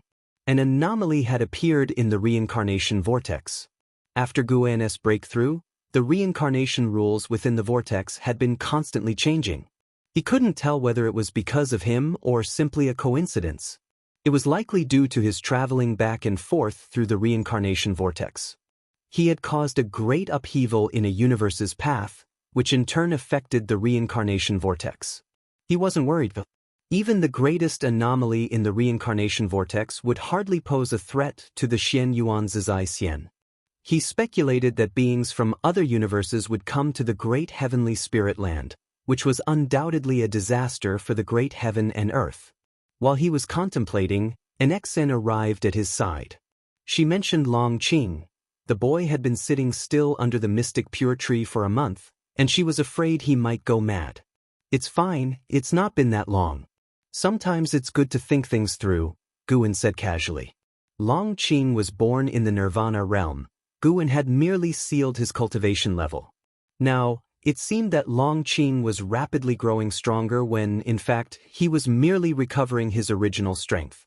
After hearing this, an Xen couldn't help but ask, "Master, how high is his potential, really?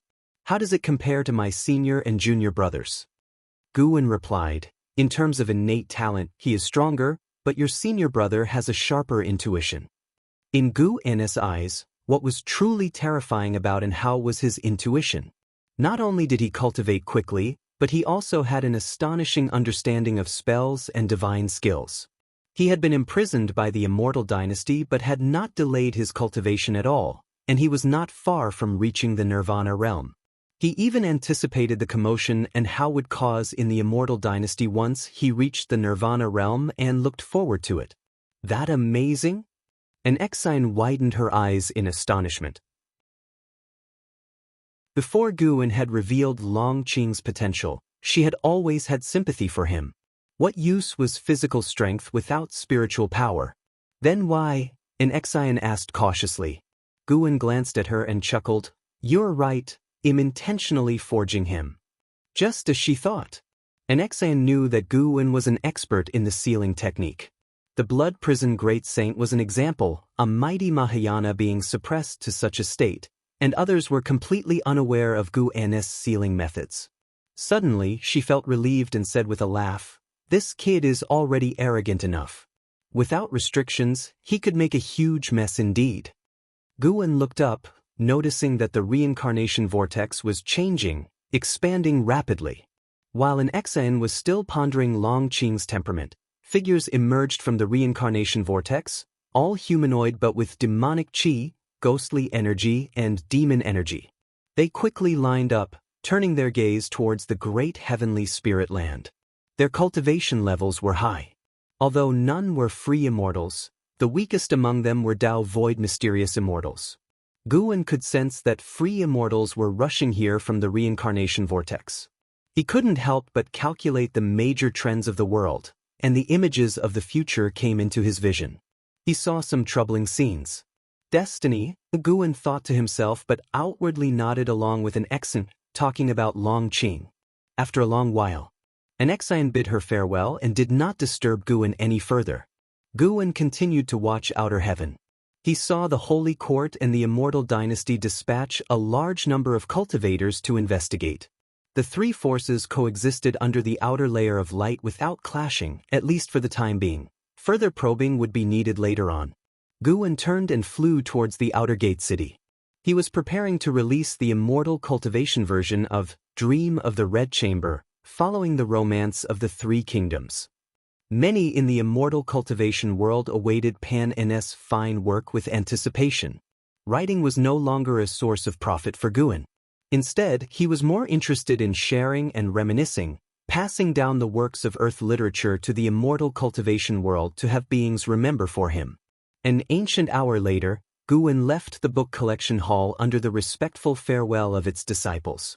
He decided not to leave the city immediately, choosing instead to continue wandering the streets.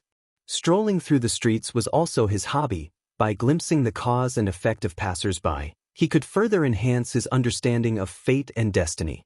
As always, Guan would encounter acquaintances. Although his mindset had changed, his attitude towards others had not. He remained friendly and enthusiastic. Gradually, Guan arrived near the heavenly repair platform.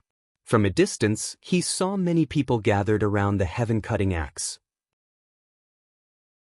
Even on the platform, there was a heaven and earth-flying immortal, who concealed his cultivation and appeared very ordinary, unable to draw attention, at least on the heavenly repair platform. Zuijian stood steadfast beside the heaven-cutting axe, straight as a rod. Like a faithful devotee, he had not brought any benefit to Guan, but his dedication and perseverance moved him. After all, the stronger Zuijian became, the more he underscored the might of the sword Venerable Fudao. Guan stepped onto the heavenly repair platform, making his way through the crowd towards the heaven-cutting axe. Even on the platform, Guan would encounter acquaintances, necessitating some small talk. By the time he reached the heaven-cutting axe, half an incense stick's time had passed. Zuijian saw Guan and smiled, a rare sight on his stern face. He greeted Guan proactively, asking, "What brings you here today?" Guan replied, "I've been to the book collection hall." Zuijian's eyes lit up as he asked, "Could it be a new book?" He knew that Guan was the author of Investiture of the Gods, of which he was a dedicated reader. It was the work he read the most, but he also greatly enjoyed Journey to the West and Romance of the Three Kingdoms. Guan did not conceal anything and nodded in response, which thrilled Zuijian. At that moment, a cultivator who had been trying to pull out the heaven-cutting axe failed. He released his grip, stepped back 3 paces, and remarked with emotion, "The legacy of Sword Venerable Fudao truly is not easy to obtain. Even I, a wandering immortal, could not succeed." Wandering immortal. A stir went through the crowd, and someone complained in a low voice, "Can this legacy really be obtained by someone?" As soon as these words were spoken, he faced criticism from those around him. "Couldn't you feel the sword intent of Sword Venerable Fudao when you were on the platform?" That's right, even if you can't obtain Sword Venerable Fudao's legacy, at least you can experience his sword intent, which is a great honor. Sword Venerable Fudao is so formidable. If his legacy were obtained within a few hundred years, it wouldn't seem as precious. That just means the fated person hasn't arrived yet. I really look forward to that day. When it comes, the commotion caused by the heaven-cutting axe will surely shake heaven and earth. Guan listened to the discussions around him and reflected inwardly. Was he being too harsh? Without speaking of someone's talent, to pull up the heaven-cutting axe, one must at least possess the cultivation level of a free immortal. Due to the appearance of the Sun and Moon Netherworld Emperor, Guin had quietly strengthened the mana within the heaven-cutting axe, so none but a free immortal could shake the heaven-cutting axe. He had originally planned to ease the conditions when the destined one arrived, but as it stood, finding someone who met his criteria seemed difficult. Never mind, it was just as well if no one obtained it. A legacy that stands for 10,000 years, a million years, that would become legend, embodying even deeper foundations. Do you want to give it a try? Zhuoyijin asked Guin. In the meantime, someone else approached and grabbed the axe handle of the heaven-cutting axe, but just like the person before, no matter how hard they tried, they couldn't move the heaven-cutting axe one bit. Most people who came to the heavenly repair platform were there to feel the power of Sword Venerable Fudao, and even if they failed, they had no regrets. As such, those who failed to obtain the legacy left with excitement. Forget it, what I really want to ask is, what are you seeking by staying here so long? Guin looked at Zhuoyijin and asked with a smile on his face, as if making small talk. After hearing the question, Zhuoyijin shook his head and said, "What can I seek? Being here allows me to comprehend the Sword Dao, and I am already content." "Sword Dao, huh?" Guin murmured, then cupped his hands and turned to leave. Zhuoyijin saw Guin walk away in confusion and was about to speak when, boom, a majestic sword intent rose from beneath his feet, engulfing his entire body and lifting his robes upwards, fluttering as if they would burst at any moment. Zhuoyijin's face changed dramatically, his eyes filled with surprise and joy. His gaze followed Guin, who was walking away with his back toward him. All around, there was a sound of astonishment as everyone watched him in shock. Only Guin, turning his back on the crowd and not turning around, seemed out of place, as if he were in another dimension. Could it be? Zhuoyijin's eyes widened. Guin had just inquired about his aspirations, and now he had received the sword intent of Sword Venerable Fudao. It couldn't be a coincidence. At that moment, Zhuoyijin felt a familiar sword intent emanating from Guin. The sword intent of Sword Venerable Fudao. And it was even stronger than his own. Could only be. Zhuoyijin was shocked and excited. He felt no anger at being deceived by a junior. Instead, he was pleasantly surprised. Because he liked Investiture of the Gods, he had always held a wonderful fantasy about Panin, and he had been saddened for a long time upon learning that Guin was Panin. Now, knowing Panin was Sword Venerable Fudao, how could he not be thrilled? He didn't believe Guin was a few hundred years old. He must be some old monster in disguise. The thought of how well he had treated Guin over the years filled him with a sense of excitement. Perhaps he had the chance to take Sword Venerable Fudao as his master. As he watched Guin walk in the opposite direction of the crowd, Zhuoyijin was filled with infinite longing. Such capability, yet content to cultivate here, what an extraordinary state of mind. The cultivators from all sides marveled at Zhuoyijin's fortune, as the vast sword intent of Sword Venerable Fudao was directed only at him, clearly a reward. More and more disciples of the Supreme Sect appeared as if from nowhere, gathering atop the heavenly repair platform.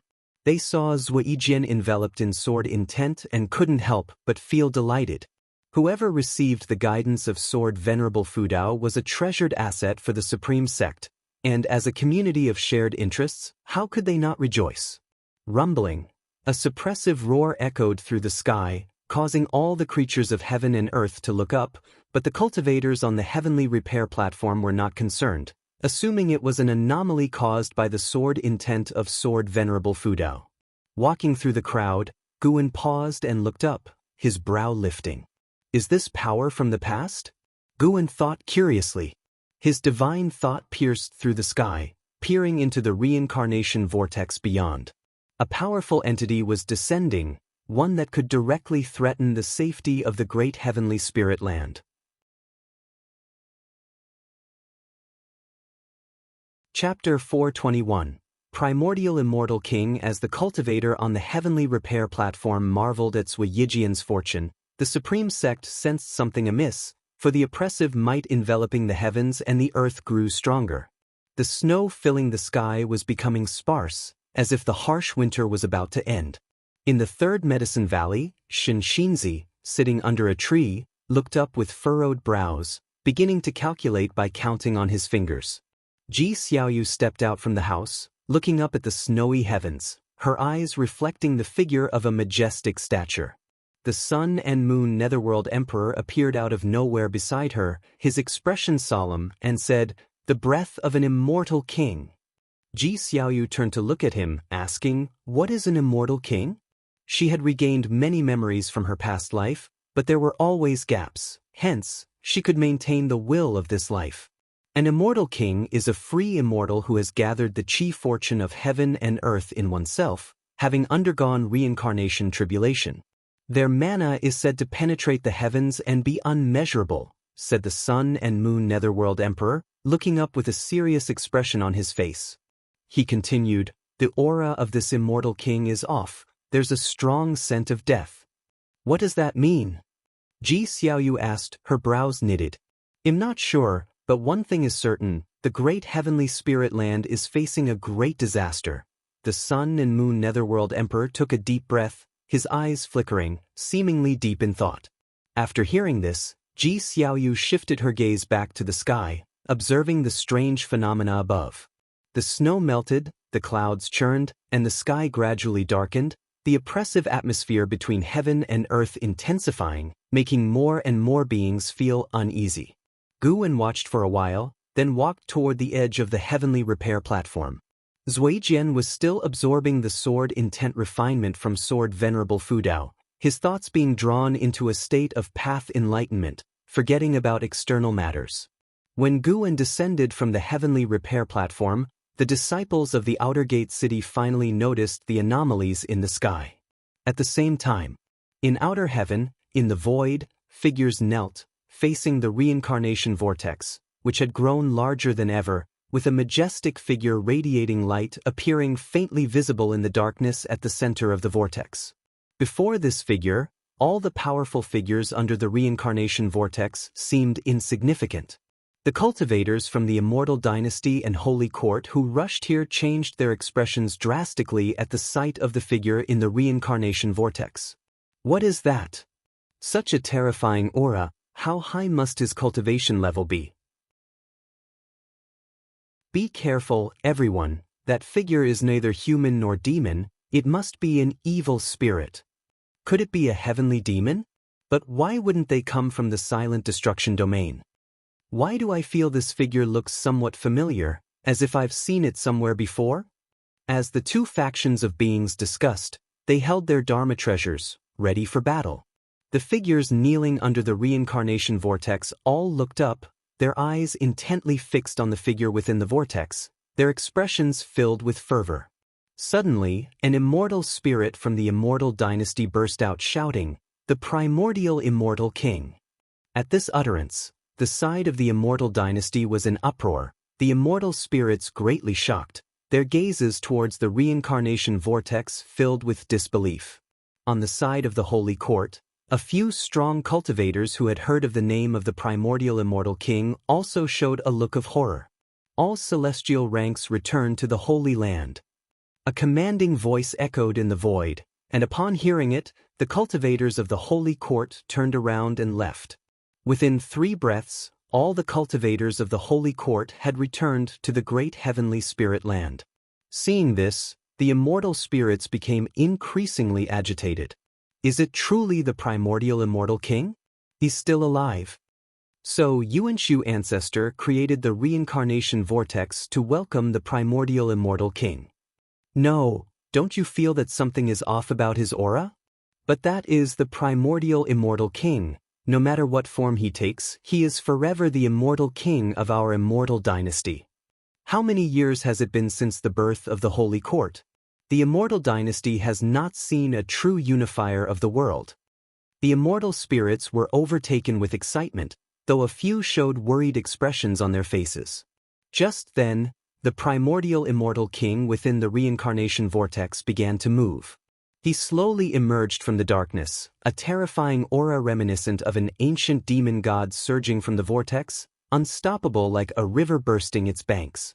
The immortal spirits within the void fell silent, merely staring at him in shock. Holy Court on a grand hall. The holy minister stood before the holy throne, looking up at the starry sky, his brow furrowed, and his gaze stern. Around him stood numerous figures, all second-rank celestial beings of the holy court, the holy gods. Each one a divine thought true immortal. An old woman dressed in a white-lit feathery robe spoke up, "Holy minister, the arrival of the primordial immortal king is surely directed at us. Regardless of why he has resurrected, we must devise a strategy." The other holy gods agreed, their demeanor calm but their words clearly filled with apprehension towards the primordial immortal king. With the primordial immortal king, the immortal dynasty now had 3 free immortals. In terms of top-tier strength, the holy court was now completely outclassed by the immortal dynasty. How could they not feel alarmed? Over the years, although the holy court had withstood the onslaughts of the immortal dynasty, anyone with clear sight could see that the holy court could not turn the tide and decisively defeat the immortal dynasty within a short period.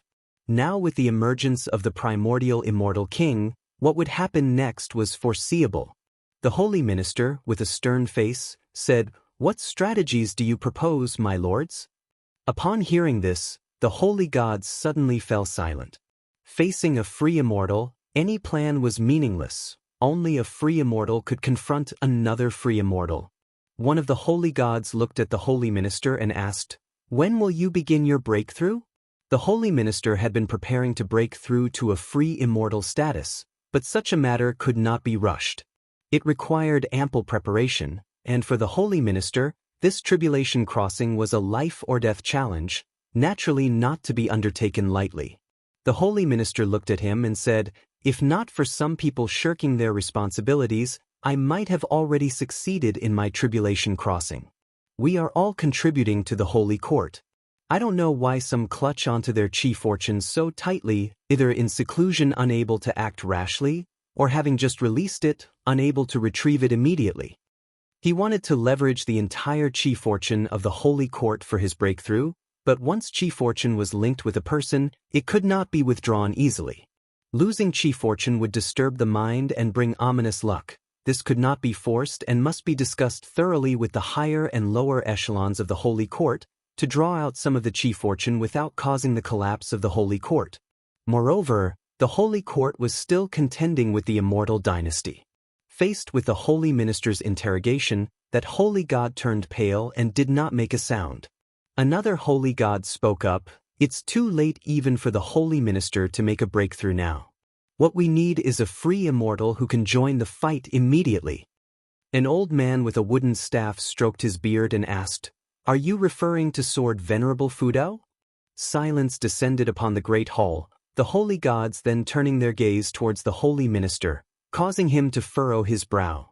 The holy minister cursed inwardly. If Sword Venerable Fudao had been so easy to convince, he would have joined the holy court long ago. Knowing that Sword Venerable Fudao might possess the cultivation of a free immortal, while the holy minister was pleased and relieved, he was also wary.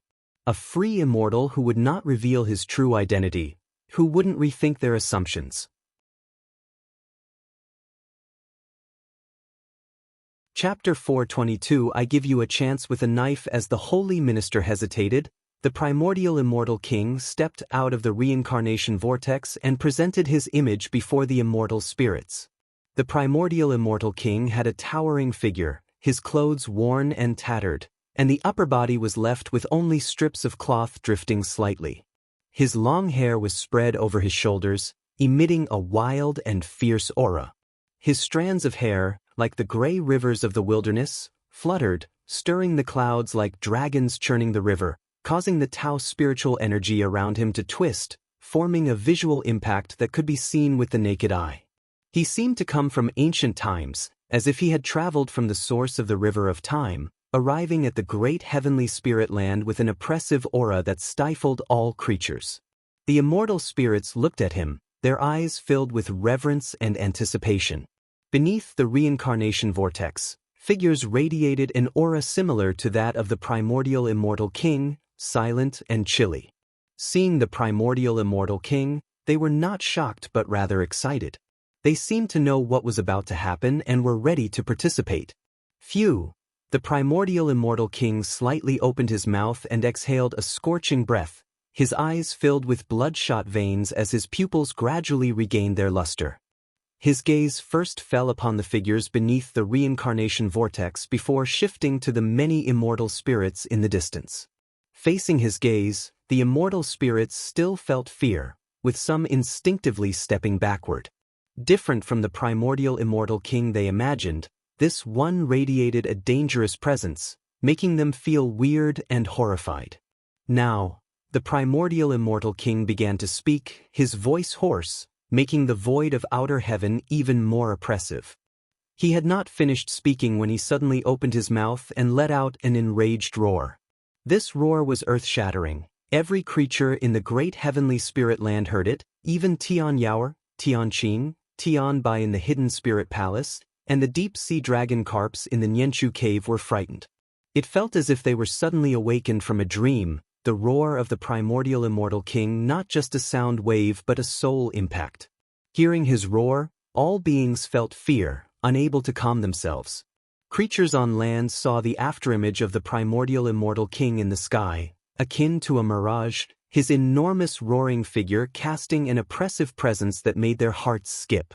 At this moment, Guwen stood on the streets of the outer gate city, the surrounding cultivators all looking up at the sky with expressions of dread. In front of Guwen, the son of the demon emperor, Di Xie, was also looking at the sky, his brows furrowed. "What's that?" Di Xie murmured to himself. Guwen remarked, "It looks like big trouble is coming." The two came across each other rarely, exchanging a few pleasantries before the roar of the primordial immortal king interrupted them. Originally, when the demon land invaded the land of the human race, Di Xie, the son of the demon emperor, sneaked into the supreme sect and had stayed for hundreds of years. Now, he had become one of the high-ranking individuals of the supreme sect, helping the cultivators of human race establish connections with the demons. At first, he and Guwen got along very well. As time went by and their statuses diverged, they drifted apart. Taking a deep breath, Di Xie said, "Indeed." Then he looked down at Guwen with a smile and said, "Don't worry. The Supreme Sect is now the safest place in the world." Guwen nodded and continued their casual conversation. Perhaps because of the appearance of the primordial immortal king, Di Xie had the rare patience and started talking about the current strength of the Supreme Sect. Meanwhile, in the outer heaven, before the reincarnation vortex, the primordial immortal king stood suspended. He was no longer roaring, his arms hanging loosely. He suddenly looked in the direction of the immortal dynasty. When his gaze suddenly fell upon them, the immortal spirits couldn't help but tremble with fear. The primordial immortal king showed a fierce smile, his eyes narrowed, and in an instant, the entire void was filled with countless eyes of varying sizes, all belonging to the primordial immortal king. Each immortal spirit felt the horror of being watched by countless enemies. Before they could escape, the eyes in the void exploded open, and the immortal spirits' faces drastically changed. They were unable to speak, to run away, as their souls uncontrollably flew out of their bodies towards those eyes.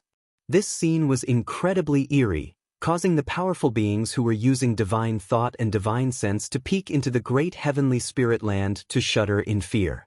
The immortal dynasty did not send reinforcements and let these immortal spirits have their souls snatched away. Quickly, all those souls were absorbed by the eyes of the primordial immortal king, who then closed his eyes. The eyes spread throughout the void vanished all at once. When the primordial immortal king opened his eyes again, the blood in his eyes had disappeared, and the deathly aura around him had dissipated a lot. He looked more like a living spirit. He smiled again and blew a breath towards the corpses of those immortal spirits, and thousands of them turned into ash in an instant. "Welcome back, immortal king, from your exile in Xianyu." A mysterious man who flew out of the reincarnation vortex raised his head and shouted loudly. At his call, the other figures of the reincarnation repeated his words, and the name of the immortal king echoed through the cosmos. The primordial immortal king raised his right hand, and the great heavenly spirit land trembled slightly. The sea of clouds churned, as a patch of ocean suddenly exploded, with terrifying waves shooting up to the sky.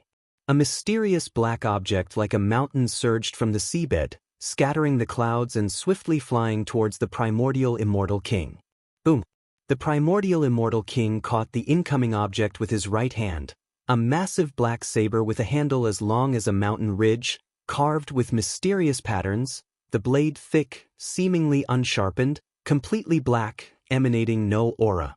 Viewed from this position toward the great heavenly spirit land, in the direction from which the black saber had come, the sea of clouds was spreading open to reveal a massive hole. Beneath the hole, a blue expanse was faintly visible, a crack appearing and widening. The gaze of the primordial immortal king fell upon the black saber in his hand, and he murmured to himself, "It's been a long time since I held you. I truly miss the days we fought side by side."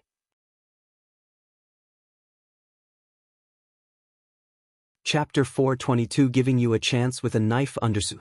He lifted the black broadsword and swung it gently, stirring up the mana that shook the outer layers of the sky, and also caused the reincarnation vortex behind him to twist and ripple.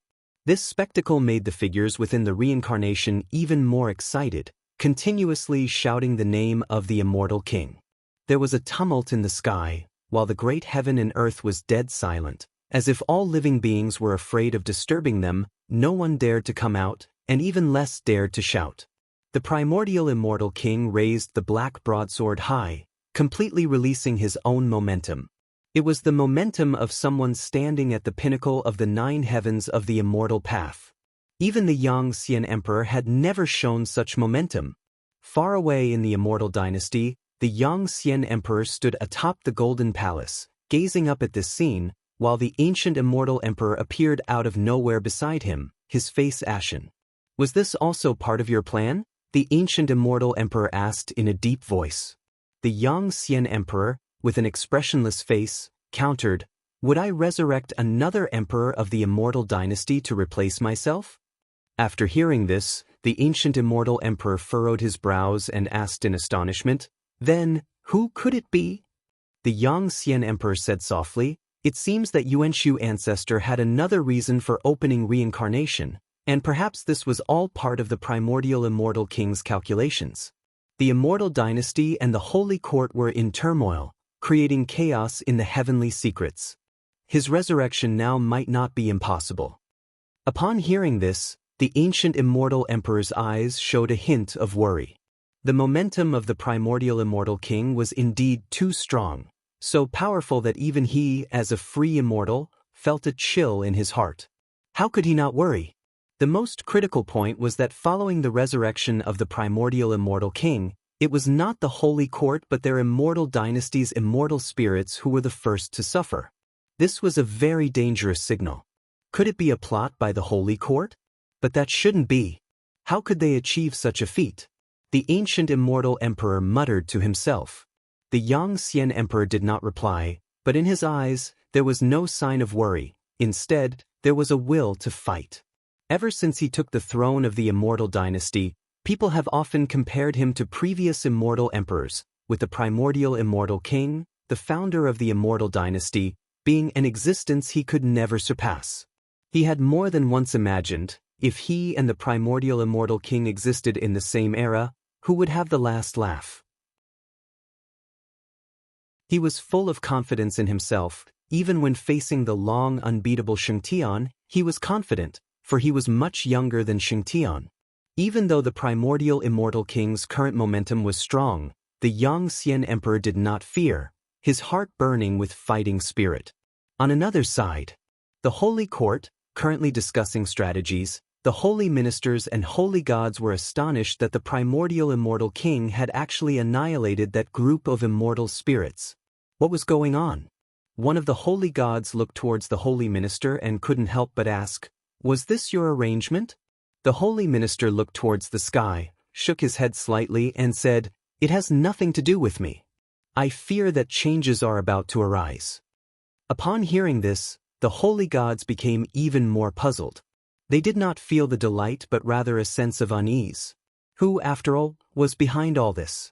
In front of the reincarnation vortex, after the primordial immortal king felt the power of the black broadsword, his left hand reached towards his head. There is still something missing. The primordial immortal king muttered to himself, his gaze following to the great heavenly spirit land, his eyes fixing there, the corners of his mouth lifting, and then he vanished into thin air. The supreme sect, within the outer gate city. Gu-en was listening with great interest. With the information obtained from Dixie's mouth, the supreme sect had indeed become powerful, even extending a vast network of relationships overseas. It all revolved around one person. Sword Venerable Fudao.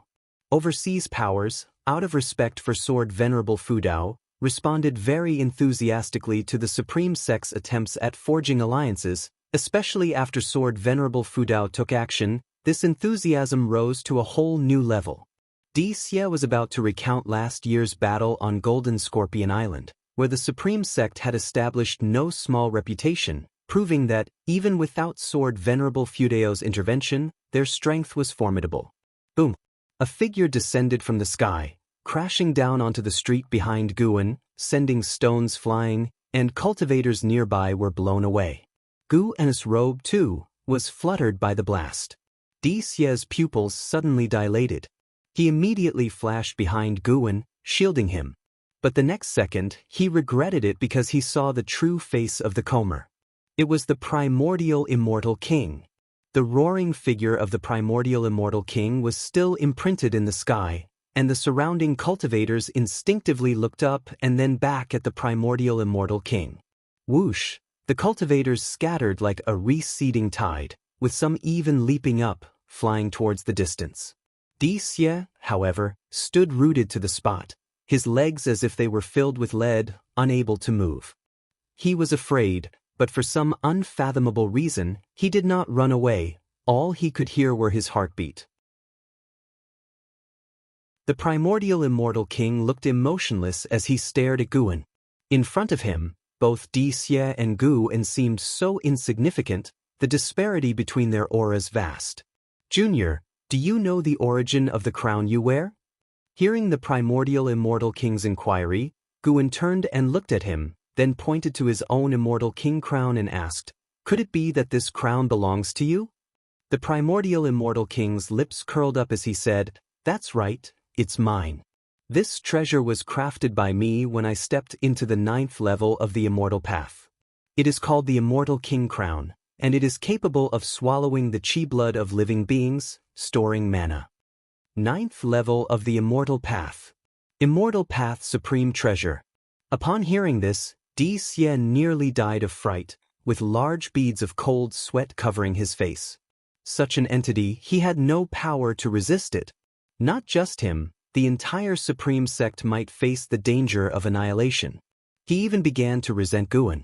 How could you pick up such a crown with such a history? He had already been puzzled before, noticing that Gu-en's immortal king crown had many notches, obviously meant for setting jewels, yet the fool hadn't done so because they simply wouldn't fit. Gu-en looked at the primordial immortal king and asked, "So? You want it back?" Cultivators in all directions watched tensely, and although the primordial immortal king was fearsome, this was the supreme sect, where many disciples bore the responsibility of protecting their sect. Hearing Gu-en's words, they cursed inwardly. Has this kid gone mad? To actually provoke such a terrifying entity. The primordial immortal king narrowed his eyes, sizing up Gu-en. The primordial immortal king has become hostile toward you, wanting to grind you to dust. Would you like to use lifespan detection on him? Gu-en chose to probe conveniently. Primordial immortal king. 9 layers of the free immortal realm 0/0/0, all zeros. Not a living thing. Gu-en felt a pang of regret in his heart. The primordial immortal king was worth less to him than a chi cultivation realm cultivator right before his eyes. The primordial immortal king took a step forward, coming before Dixie, whose pupils trembled violently, his body shaking as he was engulfed by shadow. Looking down at Dixie, the primordial immortal king said coldly, "Mortal, you seek to block my path?" In the distance, figures appeared, all great cultivators of the supreme sect, including the 9-fingered divine lord and Shinshinzi.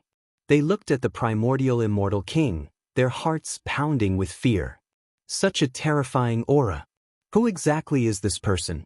Dixie was unrecognizable compared to his usual self, appearing so bedraggled. He wished to speak, even if just to beg for mercy, yet he couldn't muster the strength to do so. And it wasn't just him. Cultivators from the Supreme Sect all around remained silent as cicadas in winter, not daring to make a move.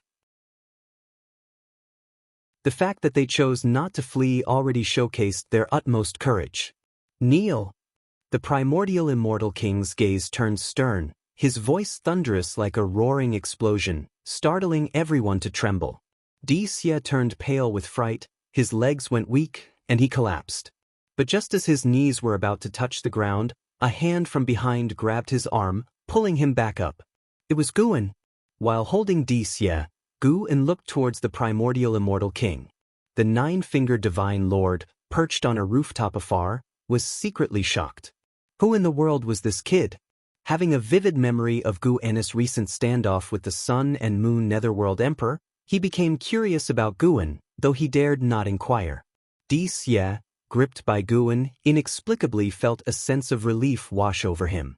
He turned to look at Guin, wanting to say something, but upon seeing Guin's stern face, he found himself speechless. He was overwhelmed by Guin's demeanor. He couldn't help but feel an involuntary awe in his heart. The primordial immortal king looked at Guin, his eyes flashing with a strange light. He raised the black greatsword in his hand, holding it high above his head, ready to strike Guin. "Be careful!" A Supreme Sect disciple shouted out loud, having once been a disciple of the Third Medicine Valley, and forever grateful to Guin. Seeing Guin in danger, he instinctively warned him.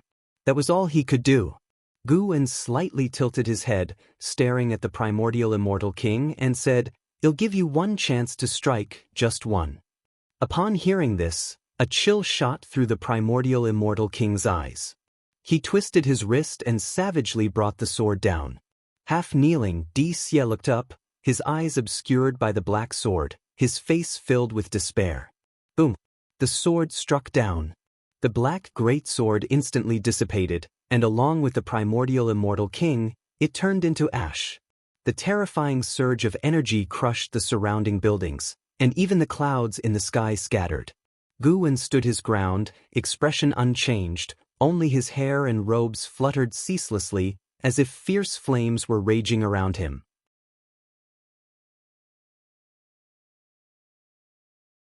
Chapter 423 I am Sword Venerable Fudao. With the primordial immortal king turning to dust, the whole world seemed to suddenly quiet down. Supreme Sect's cultivators were all left staring at Guin, their eyes brimming with shock, while Xie, standing before Guin, was dumbfounded, his body rigid. The nine-fingered divine lord and Shinshinzi were also as still as wooden chickens, unable to believe their own eyes. Guin's face was expressionless, and there was a slight sense of regret in his heart. Could even a powerful free immortal not break through his protecting Tao divine essence? He did not strike back just now. The primordial immortal king was destroyed by his own power, and the protecting Tao divine essence, both body and soul, completely obliterated. Regrettably, since the primordial immortal king was not a living being, Guin was unable to seize any lifespan. More and more figures appeared out of thin air, all of them great cultivators from the Supreme Sect. Looking at the street where Guin was standing, they all frowned as the strong presence of the primordial immortal king still lingered in the air. Looking at the mess on the street, they couldn't help imagining the recent tumult. Guin raised his right hand, streaks of black air appeared out of nowhere, burrowing into the center of his palm. He then casually put his hand into his sleeve, and nobody saw what it truly was. He looked down at Xie and asked, "Brother D, are you all right?" Xie came back to his senses. With Guin's help, he shakily stood up. Looking at Guin, all was difficult to hide in his eyes.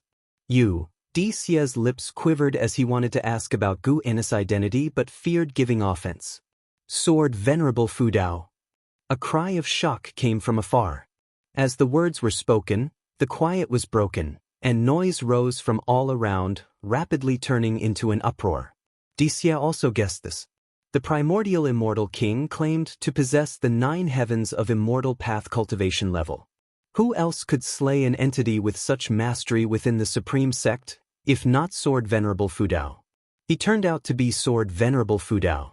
Xie looked at Guan, whose smile was mild. His Taoist heart could not calm down. Recalling the years of interaction with Guan, he felt ashamed and frightened. Thankfully, he had never looked down on Guan, as he had never been disrespectful in their exchanges. Guan couldn't hear his inner voice but could probably guess it. For Guan, it was just amusing. There was no feeling of being slapped in the face. He always enjoyed socializing and never demanded too much. A smile from others was already nice. There was no need to ask for more. Is he Sword Venerable Fudao? No, it's more likely that Sword Venerable Fudao protected him. Indeed, we didn't see him take action. It must have been Sword Venerable Fudao who acted. That man is Guan, the Valley Master of the Third Medicine Valley. Go, chess, and Gamoku were all invented by him. I know him. He definitely isn't Sword Venerable Fudao. I've also known him for hundreds of years. He is extremely kind-hearted. Perhaps he has met Sword Venerable Fudao, who is incognito, so Sword Venerable Fudao came to his aid. I wonder if that guy just now is dead. As more and more disciples began to talk, the tone quickly changed. With the voices of people familiar with Guan speaking up, many believed that it was Sword Venerable Fudao who had protected Guan, not that he was Sword Venerable Fudao himself. Of course, some still thought that Guan was Sword Venerable Fudao, because he was too composed in the face of the primordial immortal king. Even if he was not Sword Venerable Fudao, he must have a close relationship with him. Otherwise, he could not be so fearless. LV Baiyan, Ji Han Tian, Gu Zong, and other high-ranking members also appeared one after another. Upon seeing Guan, LV Baiyan breathed a sigh of relief. He gave Ji Han Tian an instruction and then appeared beside Guan. Let's talk somewhere else, LV Baiyan said in a low voice, glancing at Xie with a look full of mystery. Guan nodded slightly, then followed LV Baiyan away. As Xie watched Guan's retreating figure, he was about to speak when two figures appeared out of nowhere in front of him. Come with us, one of them said coldly. The oppressive feeling of the immortal path realm enveloped Xie, leaving him no choice but to comply. The street was quickly sealed off, the spectators were dispersed, the celestial phenomenon above and the remaining clouds gradually disappeared, and the snow continued to fall. Streams of shooting stars lit up the sky, figures emerging from the reincarnation vortex. They were descending into the great heavenly spirit land everywhere. Is it over? What happened? The ancient immortal emperor asked, furrowing his brows, still alone with the Yang Xian emperor in the great hall. Yang Xian emperor also sensed that the presence of the primordial immortal king had abruptly ceased. He pondered and said, probably Sword Venerable Fudao made a move. The place of the primordial immortal king's descent, Yang Xian emperor would not forget. That was a place that brought shame to the immortal dynasty. Slain by Sword Venerable Fudao, a powerful heavenly spirit, the immortal dynasty dared not seek revenge, a situation that naturally caused extreme dissatisfaction within its ranks, towards the higher-ups, and towards Yang Xian emperor. Although Yang Xian emperor was wary of Sword Venerable Fudao, he did not expect Sword Venerable Fudao to cause the momentum of the primordial immortal king to vanish so quickly. Taizong continent. What exactly happened there? Yang Xian emperor suddenly wanted to take a trip there. At this moment, not only he but even the holy minister of the holy court wished to visit the supreme sect. Such a domineering primordial immortal king. It was not likely that he would have subdued his presence upon arrival. It was highly possible he had been suppressed. Sword Venerable Fudao, who exactly are you, a sacred being, and what is the purpose of hiding your identity? The holy minister sat on his sacred chair, his gaze deep in thought. The holy gods in the hall were also discussing the matter. The sudden disappearance of the aura of the primordial immortal king made them uneasy, regardless of the outcome. An hour later, Guan leisurely returned to the Third Medicine Valley. Just as he got back, he was surrounded by a throng of disciples. News about what had happened in the Outer Gate city spread rapidly. Guan's name and that of Sword Venerable Fudao were widely circulated, though stories varied. However, one thing was certain, Guan was very likely related to Sword Venerable Fudao. The disciples had heard before that their master's cultivation level was extraordinary. Now hearing this, how could they not be excited? Facing their inquiries, Guwen said helplessly, "I must confess, I am Sword Venerable Fudao. I have always interacted with you in the guise of an ordinary valley master of Medicine Valley, but in return, you have not shown enough reverence for me." This intervention was unexpected. As soon as these words were uttered, they immediately provoked exclamations from the disciples. Yu Yingying in the crowd couldn't help but snort, "What an act!" She also harbored doubts in her heart. Previously, Shin Shinzi had wanted to kill her, but then suddenly stopped. Could it be related to Guwen? Is Guwen truly Sword Venerable Fudao? That should not be the case. She had heard from Xian Tianyi about his life story, and he was just over 700 years old now. At such an age, how could he be Sword Venerable Fudao? His flippant tone made it impossible for her to speculate wildly. Not just her, the other disciples also felt that way, always feeling that Guwen seemed to be joking. Guwen did not elaborate further, letting them guess. Was it true or false? Letting a bit of suspense remain in life was rather interesting. It's worth mentioning that previously, LV Baitian had assured him that he would find a way to suppress this incident. LV Baitian thought that Gu An's intervention was to protect the Supreme Sect. Of course, he had more reasons hidden in his heart. He feared the exposure of Sword Venerable Fudao's true identity, which was also the thought of the Supreme Sect's core leadership. If other powers learned of Sword Venerable Fudao's true identity, that would not be good. They were not afraid of Sword Venerable Fudao getting into trouble, but rather someone enticing him away. The Holy Court was the best example. Guwen freed himself from the disciples' entanglement and went to his own loft, and then was properly blocked by Ji Xiaoyu. "Was that commotion caused by you?" Ji Xiaoyu asked. Guwen shook his head and said, "Somebody fell from the sky, wanted to steal my crown, he was about to chop at me, then suddenly he vanished." As he spoke, he patted his chest, showing a scared expression. Ji Xiaoyu, pensive, couldn't help but feel a sense of familiarity with Gu An's description. Seeing her distracted, Guwen didn't continue talking and entered alone. When Guwen closed the door, Ji Xiaoyu was startled awake. She turned her head to look at the second-floor door, her eyes filled with disbelief. Could it be the Heaven and Earth Path Gang? Even so, to think of extinguishing such an existence, Ji Xiaoyu was filled with shock, Guwen becoming incredibly mysterious in her mind. As time passed, the incident at the Outer Gate City quickly spread, and even with the efforts of the Supreme Sect to suppress it, the name couldn't be stopped. Various powers heard of one name. Guwen. After returning to his room, Guwen took up the Green Hero Travelogue. He could feel that the followers of the primordial immortal king had all descended to the mortal world, and they were going to bring disaster. He had no interventionist ideas.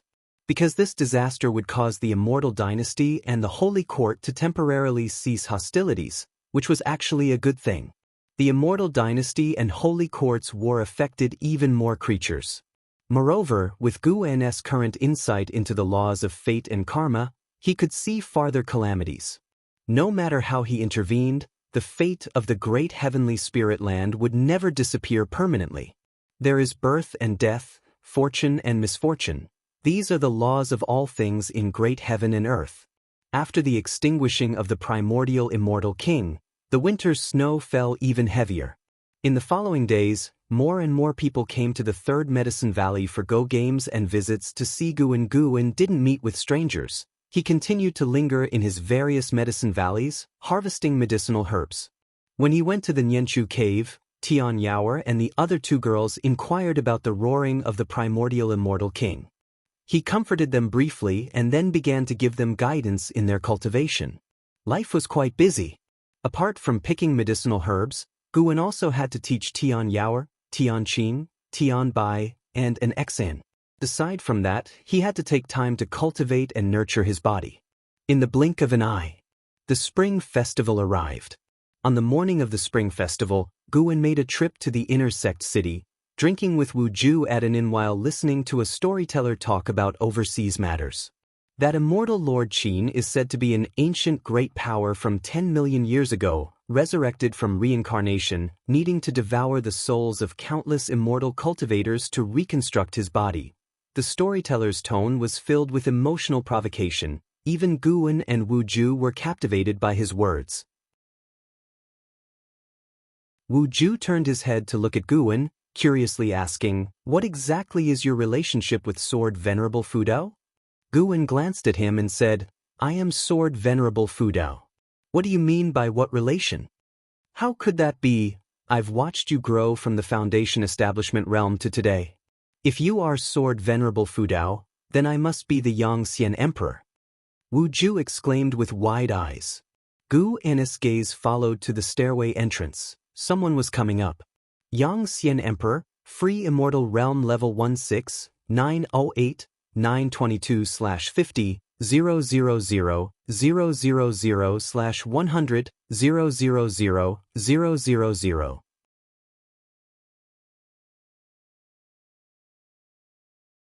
Chapter 424. Giving Face to Seniors Over 6 Million Years Old, a Free Immortal.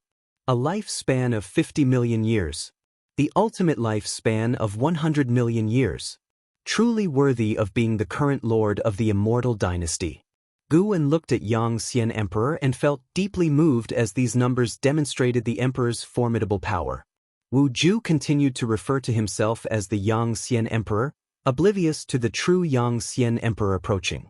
The Yangxian Emperor, dressed in a purple robe with a handsome face, exuded a transcendent aura even without donning the golden robe and crown of an immortal emperor. His eyes were particularly bright and piercing, his brows hardly concealing his pride. The arrogance nurtured over millions of years made him unforgettable at a glance. The Yangxian Emperor did not glance around the second floor, his gaze fixed directly on Guan. He walked towards Guan, reaching Wu Ju's side, and upon hearing the name Yangxian Emperor mentioned, he remained unperturbed. Looking at Guan, he extended his hand in greeting and said, "Taoist friend, may I sit and chat with you?" Guan glanced at him and nodded slightly, following which the Yangxian Emperor sat down. Wu Ju observed the Yangxian Emperor, sensing an extraordinary poise in him. "Do you know each other?" Wu Ju curiously asked, aware of Gu An's strong networking skills and friendships across the Supreme Sect, which he greatly admired.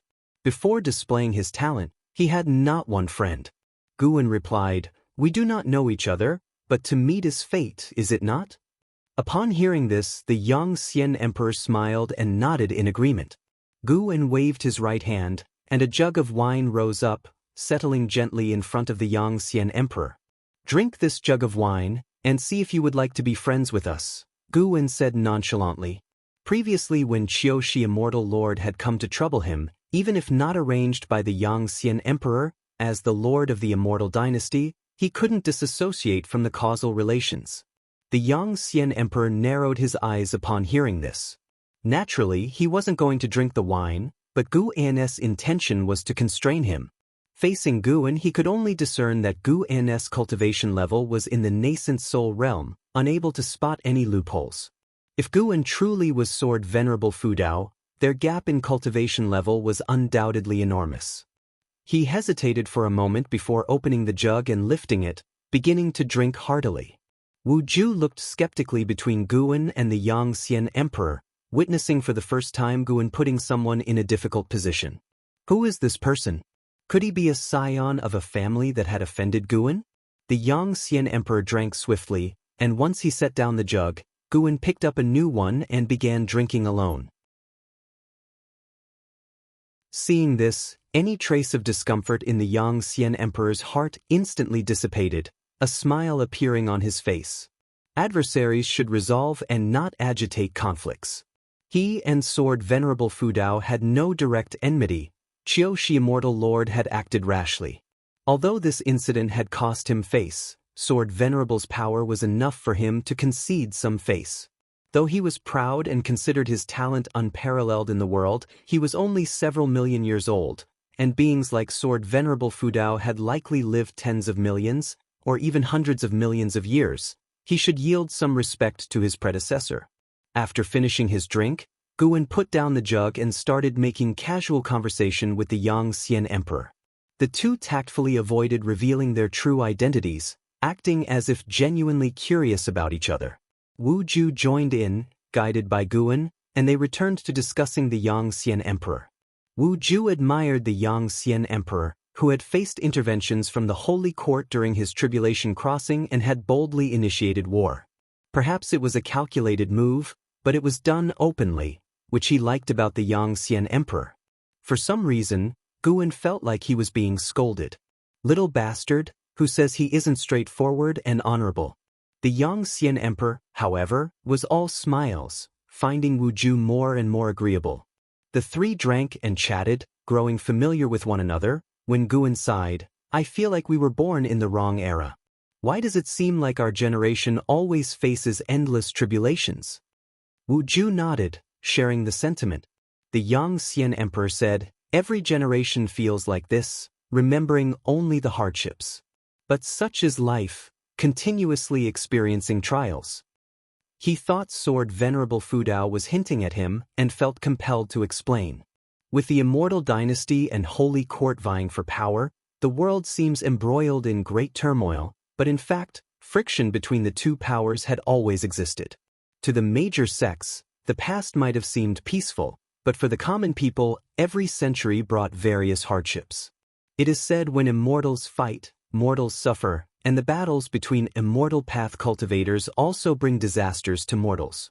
Our very reason for pursuing immortal cultivation is to withstand the incessant trials that follow, the Yang Xian Emperor earnestly stated, clearly implying that the turmoil between the Immortal Dynasty and Holy Court affected the world's structure, yet for ordinary beings, it's just a change in who causes their sufferings. Life is always filled with suffering, a common worldly norm. Wu Ju felt this made sense and remarked thoughtfully, "Who knows how long this tribulation will last? It always feels like it will be difficult to end within 100 or even 1,000 years. Of course, because this great heaven and earth is too vast, far beyond your imagination." In ancient times, when the primordial immortal king unified the great heaven and earth, it took 1,000,000 years. When the Holy Court rose and swept across the world, pushing back the Immortal Dynasty, it took 3,000,000 years. The battles of heaven and earth are beyond mortal comprehension, the Yang Xian Emperor replied, nodding. This response made Wu Ju look at him quizzically. This person seems very knowledgeable. What is his origin? Suddenly, Guan asked, "Do you think in the struggle between the Immortal Dynasty and Holy Court, they might both end up weakened, leading to a new ruling power in the great heaven and earth?" Yang Xian Emperor's expression suddenly turned unnatural, and his gaze toward Guan became complex.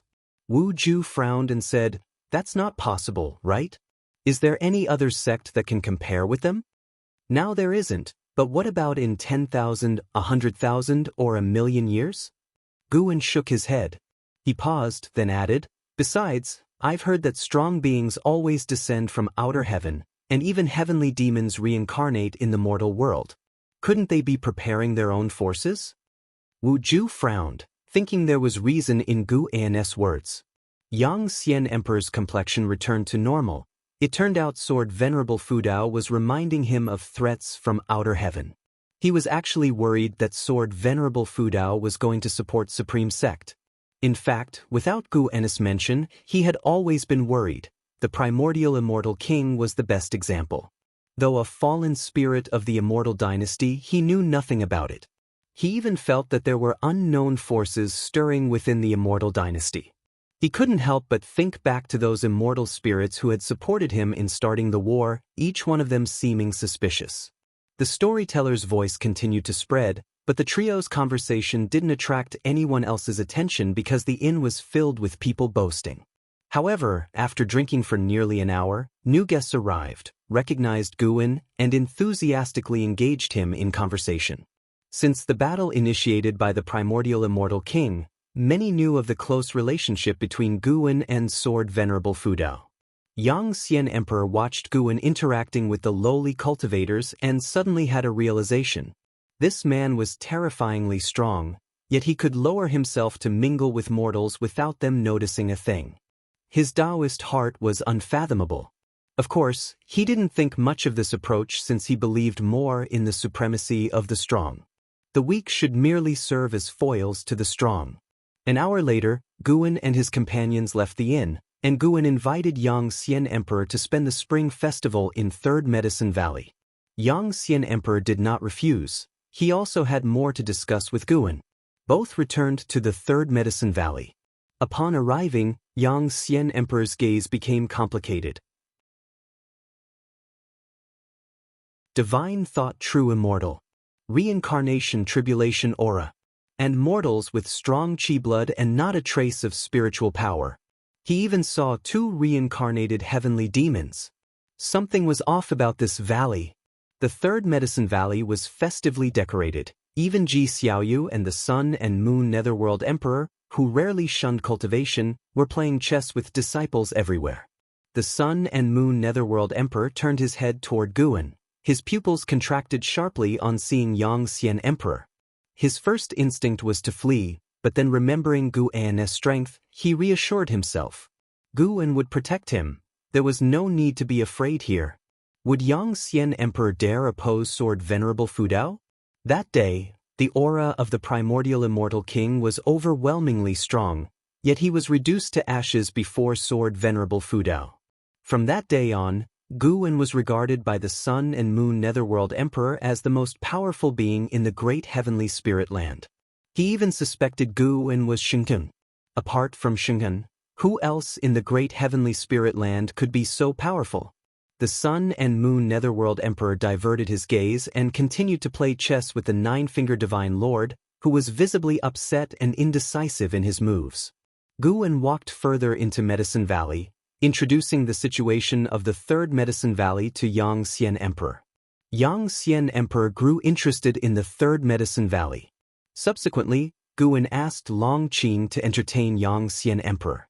He had himself to meet Shenzhen. Shenzhen was messing around in his bookshelf again. Ever since learning about Guan's strength, Long Qing had taken very seriously any tasks given by Guan. This was his chance to perform. He was very enthusiastic with Yang Xian Emperor, who found him quite interesting as well. Not sure why, Yang Xian Emperor felt that Long Qing seemed familiar, as if he had met him in a previous life. He guessed that he might have encountered Long Qing's past life. However, this was Sword Venerable Fudao's territory, and Long Qing addressed him as master, so Yang Xian Emperor wouldn't dare act recklessly. As dusk approached, all disciples gathered in the loft area.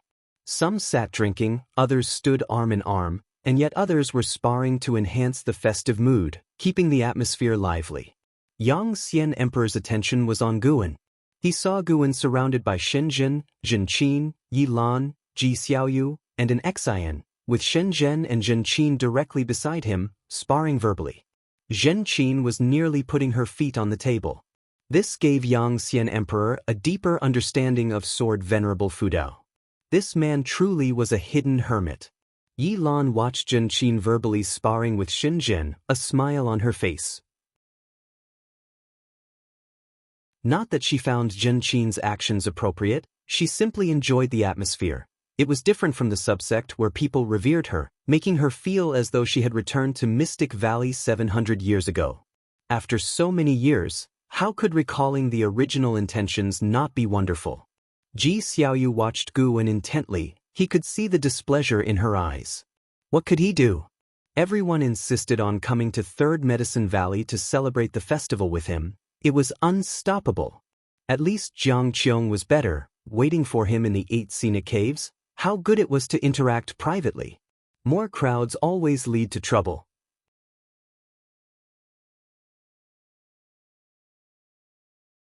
Chapter 425 Xinyu Divine Dynasty, Sky Demon Great Sect. After the festival, Guan went to Mystic Valley on his own. He wasn't worried about Yang Xian Emperor causing trouble in the Third Medicine Valley. If Yang Xian Emperor dared to entertain such thoughts, Guan could make him disappear in an instant, even erasing all his karma, making all beings forget the Yang Xian Emperor ever existed. When Sheng Tian and Jiang Shi saw Guan, they were extremely excited. Guan had initially planned to just go through the motions, but he didn't expect them to be so thrilled. Thus, Gu let the two of them demonstrate their recent cultivation results, then gave them guidance one by one, to their immense surprise and delight. After fussing around for an ancient hour, Gu finally entered the 8 scenic caves. He emerged from the grotto and in the distance, he saw the immense green vine tree, with a young woman in green, swinging under it. It was Jiang Qiong. She was barefoot, with no jewelry on her hands, her long hair casually draped over her shoulders, exuding an aura of pure innocence, unlike her past demeanor as the demon cultivator of the Thousand Autumn Pavilion. She turned her head, and upon seeing Gu approaching, she couldn't help but snort coldly. As Gu drew near, Jiang Qiong couldn't resist mocking. "Where were you indulging yourself last night?" Gu didn't indulge her and replied gruffly, "Do you need something from me? Aren't you the sect master of Juhua sect? I heard your sect also celebrates the Spring Festival. Shouldn't you be overseeing everything?" "What's there to oversee? I've raised so many people. It's time I took a break," huffed Jiang Qiong. She stood up, her feet pressing into the grass. Her eyes gleaming, she suddenly lifted her right foot, trying to brush the grass off onto Gu, but he dodged it. "So I've heard you calling yourself Sword Venerable Fudao?" Jiang Qiong watched Gu closely, her eyes sparkling. She had intended to catch him off guard, yet Gu had still avoided it. This kid really was no ordinary person.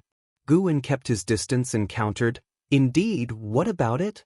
Jiang Qiong obviously didn't believe it, because Sword Venerable Fudao had personally told her that Gu was his disciple. She only felt their master-disciple relationship was quite strong. "It seems Sword Venerable Fudao is ready to take action, putting you in front. You should be careful. Even with him backing you up, beware of hidden attacks. When dealing with others, try not to be too impulsive," Jiang Qiong cautioned. Gu helplessly responded, "Please, do I need you to teach me in this area? Who is it that got kicked out of the Taizong dynasty on the spot?" Jiang Qiong was immediately displeased and started chasing after Gu, but no matter how she tried, she couldn't catch up. She got serious, chasing Gu at full speed, while he continued to evade her. As the chase went on, Jiang Qiong fell into a profound state, seeing Gu as a series of shadows in her eyes. His figure and step technique seemed so agile and enticing. Who knows how much time had passed? Jiang Qiong suddenly snapped awake to find herself under the green vine tree, while Gu was in front of her, practicing alchemy. She took a deep breath and asked, "What was that just now?" "A step technique. Once mastered, you could be unrivaled in the world," Gu answered casually without turning around. What he had taught was the eternal measuring heaven Dao step, an advanced version of the stepping path of ages step. Aside from himself, no one else had learned it yet. Towards Yi Lan and Zhen Qin, Gu could only encourage them to pursue their cultivation level as far as possible, and to cultivate other Taoist sorceries only after reaching nirvana. Jiang Qiong was different. Her maximum lifespan was over 5,000 years. She would certainly achieve nirvana, so learning divine skills in advance wouldn't delay her cultivation. "What's it called?" Jiang Qiong asked curiously, certain such a precise step technique had to be an inheritance from Sword Venerable Fudao.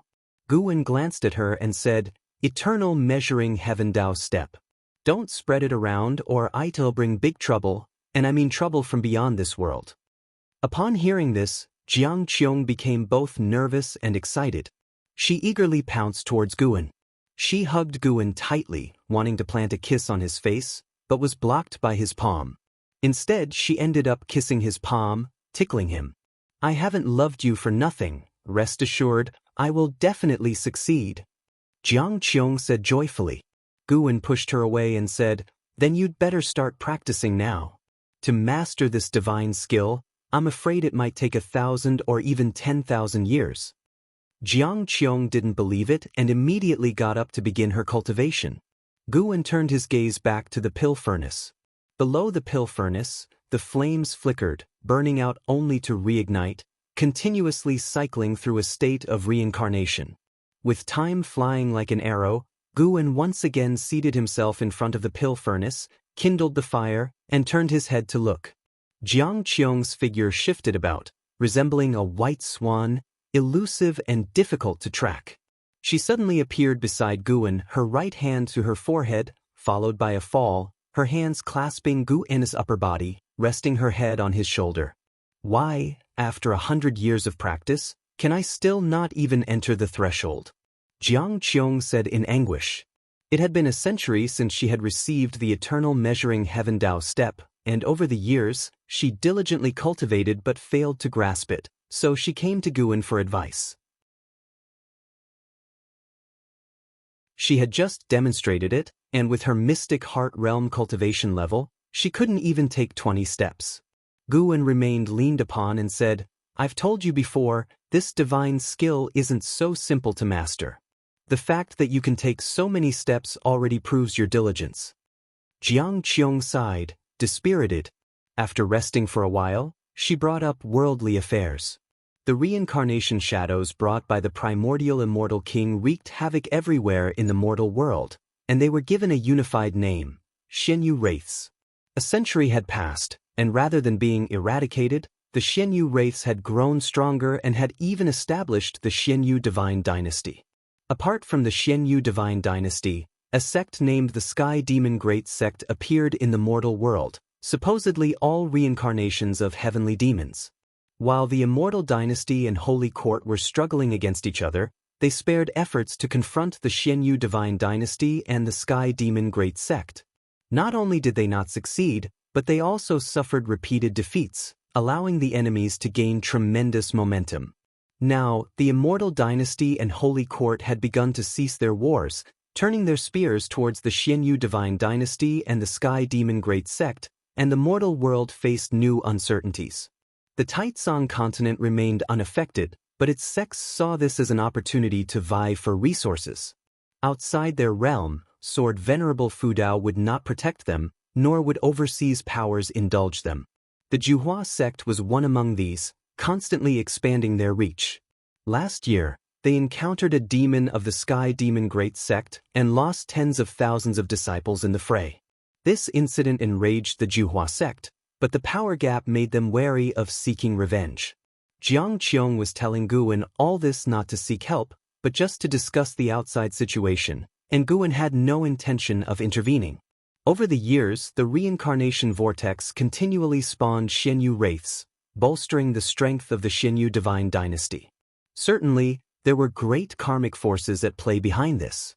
Who knows if the Immortal Dynasty and Holy Court have really reconciled?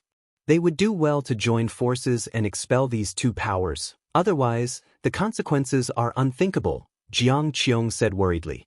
Guan, while refining an elixir, replied, Don't worry, I will talk to the Yangxian Emperor. Jiang Qiong blinked in surprise and asked, Are you talking about the sovereign of the Immortal Dynasty? Yes, what about it? You're bluffing, making it sound as if you can meet him just like that. You think I can't? Even if you have Sword Venerable Fudao as your mentor, he's far away in the Immortal Dynasty. Heh, they'll take you to meet him today. Why don't you ask him yourself, okay? Guan rolled his eyes at Jiang Qiong, speaking in a mocking tone. She dared to look down on him. He was no longer the Ji family house servant of yesteryear. He had to show this woman some of his true power.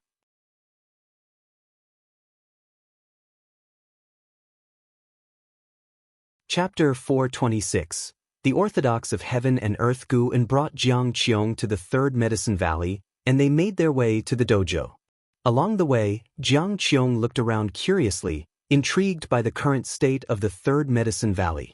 Since the news about Guan's connection with Sword Venerable Fudao had spread, more people had been coming to the Third Medicine Valley, and the Supreme Sect had expanded it, continuously increasing the number of disciples in the valley.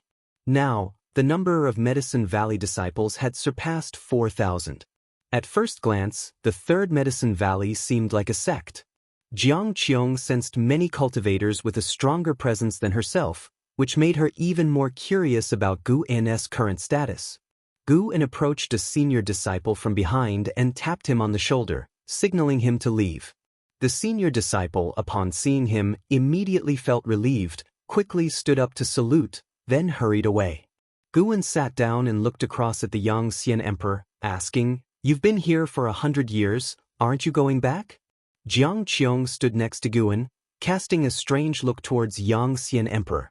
Could it be that the Emperor of the Immortal Dynasty was him? Although the Yang Xian Emperor had concealed his cultivation level, the sheer grandeur he emanated was extraordinary. Yang Xian Emperor looked at Guan and smilingly asked, "Go back for what?" Comprehending the great Tao here is quite good. He had been in Third Medicine Valley for 100 years. Initially, he was curious why Sword Venerable Fu Dao would choose to stay hidden in such a modest place, but gradually he was attracted to the lifestyle here. The disciples working, cultivating, falling in love. Their every action symbolized the laws of the great heaven and earth. Everything in this Medicine Valley seemed to contain some aspect of the Taoist intent. His feelings were not a mere illusion but were influenced by Gu N's Tao fruit in the surroundings. The so-called Tao fruit is also a pathway of Tao, representing the fruits of chasing the Tao by living beings. Even though Guan had concealed his cultivation level, the aura of Xianyuan Zizai Xian still prevailed, and his Xianyuan Tao fruit also influenced everything around him. This was why the Medicine Valley disciples' cultivation speed was increasing, with geniuses emerging almost every year. These geniuses might not stand out in today's Supreme Sect but would have been famous 800 years ago and heavily nurtured by the sect. Guan was also aware of his own impact on the surroundings, unable to control it. He only opted to feign ignorance, kind of a care towards the people around.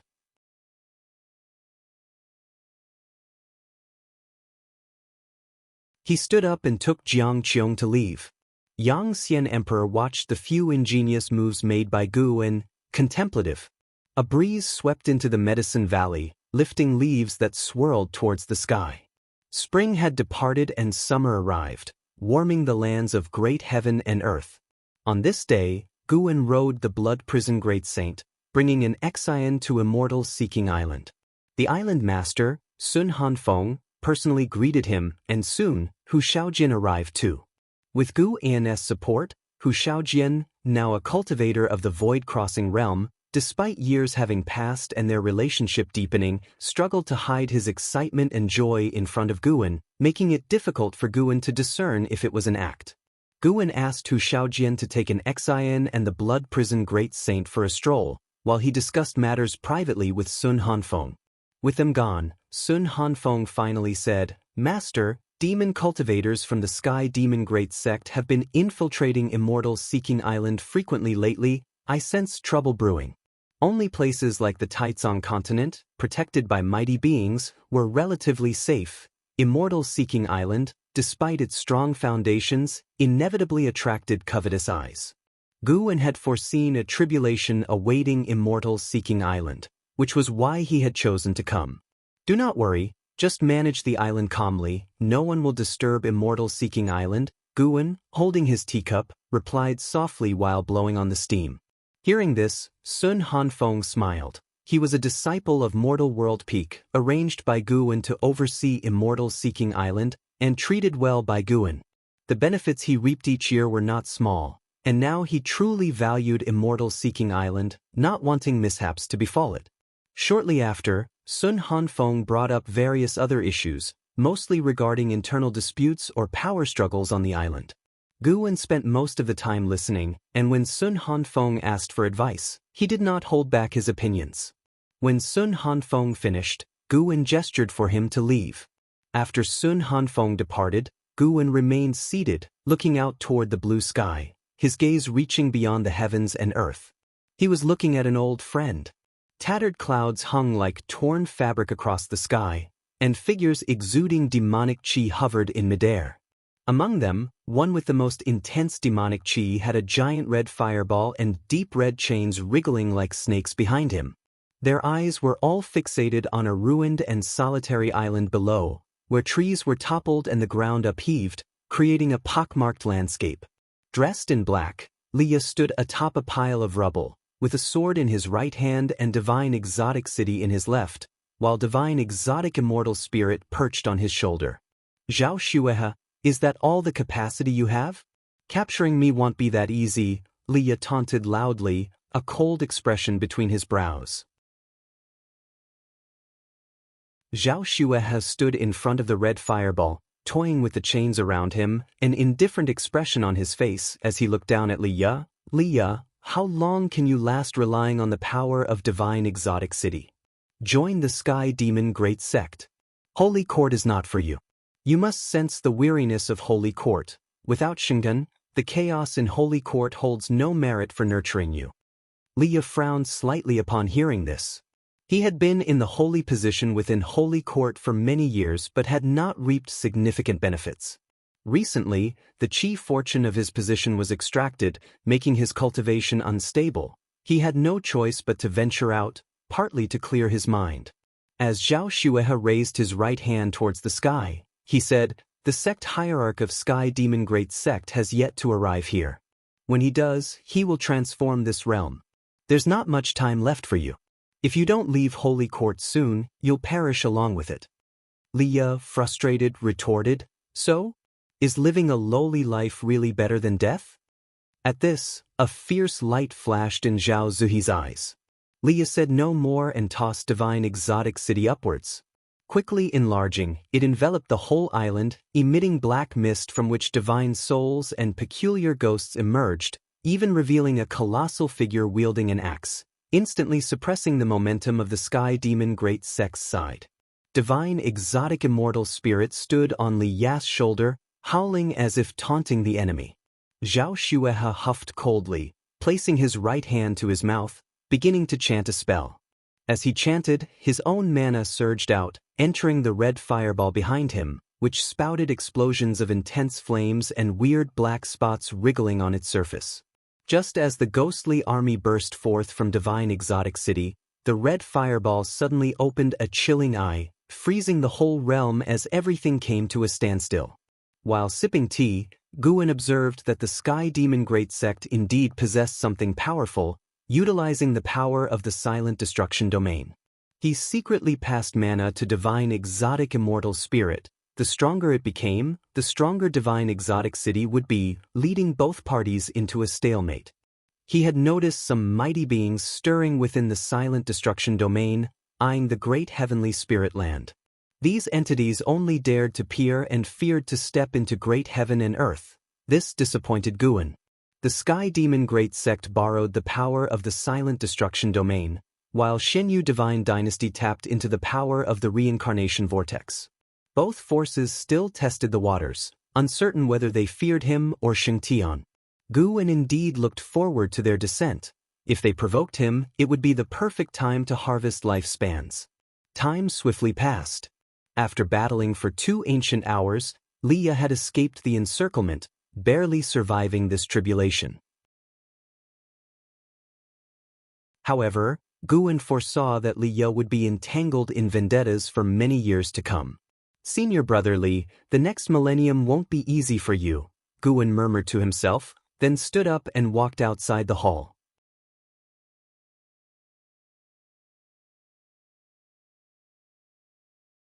Chapter 427.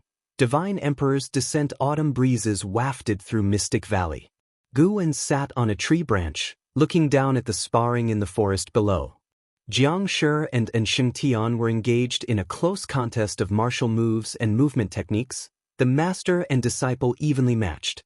Jiang Shi possessed a maximum lifespan of 4,800 years, while Shengtian's lifespan could reach 5,000 years. Talent-wise, there wasn't a large gap between the two. After many years of cultivation, Shengtian had grown significantly. When it came to hand-to-hand combat, he could fight Jiang Shi to a standstill. However, their sparring didn't interest Guan much. Despite watching them, his thoughts were actually on Liya. Since escaping from a desperate situation, Liya had been chased by the Sky Demon Great Sect.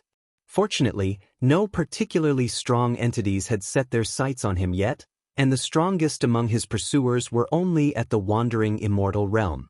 Liya was currently engaged in battle. Most followers within the Sky Demon Great Sect were reincarnations of heavenly demons, awakening their original souls, but there were also some infiltrators from outer heaven who had descended as demons, nearly all of whom had cultivation levels above the immortal Tao 4th layer heaven. After years of warfare with the immortal dynasty, the Holy Court's control over outer heaven was weakening. Guwen lifted his gaze and saw figures coming and going from the great heavenly spirit land without anyone daring to block them.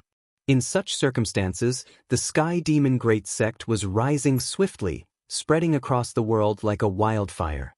Guwen's immortal seeking island would be affected in the future as well. Watching Leia battling fiercely, Guwen's thoughts drifted to the future, contemplating an appropriate time to reap the growth of the Sky Demon Great Sect. Guwen had no intention of blindly playing the savior, but if threatened, or if those he cared about were threatened, he would show no mercy. He lived in seclusion, but that didn't mean he would stand idly by.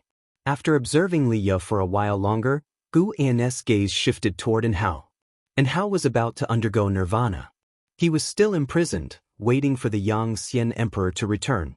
Once released, after his nirvana, Anhao would re-emerge into the world, embarking on the path of the heaven-favored. Compared to Leia, Anhao's journey would be smooth, continuing his past grace. Guwen then turned his attention to other old acquaintances, and as he did, his thoughts suddenly turned to Xiaochuan and Yang Jian. Both had entered the reincarnation vortex, yet there had been no word from them, and Guwen could no longer feel the destruction Dao seal on Xiaochuan's soul, indicating a great distance between them. After a long while, Jiang Shi came to the base of the tree, looking up to ask, "Master, how did we perform just now?" And Xingtian also walked over, expectantly looking up at Guwen. Guwen withdrew his divine thought, glanced at them, and said thoughtfully, "In truth, both of your growth rates are rapid. You can be considered geniuses. You don't need to be so tense. There's no need to prove anything to me. Strong or weak, as long as you don't betray me, I naturally won't abandon you." These two disciples had many merits, but every time they saw him, they became nervous, and they were eager to demonstrate their abilities, which made him feel uncomfortable. Upon hearing this, Xingtian smiled. Jiang Shi also let out a sigh of relief. Unlike an Xian and Long Qing, they had sought Guwen for their own gain, so they could never be at ease in front of him, always maintaining a deep reverence for him. Guwen then added, "In a while, I'll arrange for a disciple to spar with you. The two of you will take him on together, to broaden your horizons." On hearing this, Shengshen's eyes brightened as he asked, "Is it a disciple from the Third Medicine Valley?" They had naturally heard of the Third Medicine Valley, but had never been there. Even though Mystic Valley had a transmission array platform, the disciples from the two valleys were not permitted to use it for visits, a rule set by Guwen himself. Anyone who violated this rule was expelled from Medicine Valley. "Yes, unlike the others, he's a direct disciple like you. This lad is combative, so don't underestimate him," Guwen replied, and with that he descended from the tree. Upon hearing this, Jiang Shi and Xingtian tensed up again. Guwen, somewhat helplessly, said, "Don't be nervous. Even if you lose, it's normal. My aim is just to enhance your practical experience." The two exchanged a glance, then forced a smile, clearly strained. Guwen found it dull and shook his head, then turned and walked away, refusing their offer to follow. "Continue your cultivation. The tribulations of the world are increasing. Who knows, they might reach Mystic Valley one day, and then we'll need you two to guard Mystic Valley."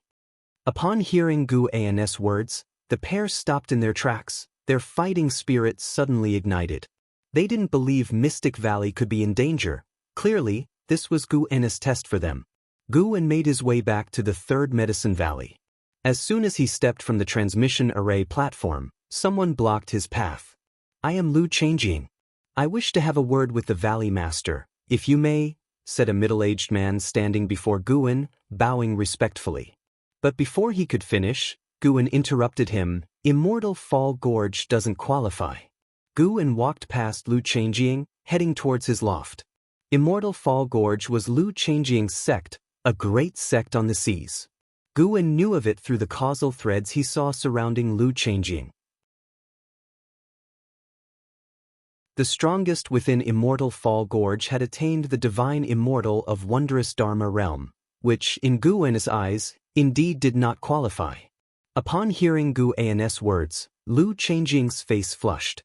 He turned around wanting to speak, but seeing Guwen's retreating figure, he dared not show anger or figure out how to retain him. For Guan to speak directly of immortal Fall Gorge indicated he truly did not regard it highly. Is he Sword Venerable Fudao himself, or a disciple of Sword Venerable Fudao? Lu Changjing frowned in thought. Being rejected was regrettable, but the thought that the other party might indeed be Sword Venerable Fudao filled him with excitement.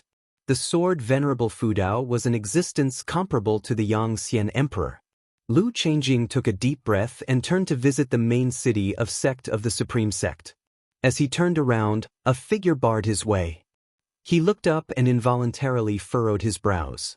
This emperor has some connections with immortal Fall Gorge. Take me there, the Yangxian Emperor said indifferently to Lu Changjing. Overwhelmed by the Yangxian Emperor's imposing aura, Lu Changjing cautiously asked, "May I inquire who Daoist friend is?" "Yangxian Emperor, have you ever heard of him?" "What?" Lu Changjing's face changed dramatically, a look of terror etched on his features. Passing disciples who heard the three words, Yangxian Emperor, instinctively turned their heads to look, as the Yangxian Emperor with a wave of his sleeve, disappeared into thin air along with Lu Changjing. Far away, Shen Xinzi, who was meditating under a tree, furrowed his brows, his eyes filled with a look of shock. That man was actually the lord of the immortal dynasty, the Yangxian Emperor. Over the past 100 years, he had played many games of chess with Yangxian Emperor and always found him inscrutable. He hadn't realized his origin was so extraordinary. If even the Yangxian Emperor would come to spend a century in the Third Medicine Valley, what kind of legendary figures might appear in the future? Shen Xinzi turned his head towards where Guan stood, feeling that Guan's silhouette was so majestic as if he could bear the weight of the heavens collapsing. 30 years later, at the subsect of Supreme Sect, Yi Mansion, Guan and Yi Lan were enjoying tea in the courtyard. The fragrance of the tea pervaded the air, attracting several spirit birds to perch on the branches. It was a rare occasion without Jinqin causing a nuisance. Guan and Yi Lan were both enjoying the moment. With one hand propping her chin, Yi Lan looked at Guan and asked with a smile, "Recently, Su Jie from your Third Medicine Valley has become quite famous. Even the news has reached our subsect, hasn't it?"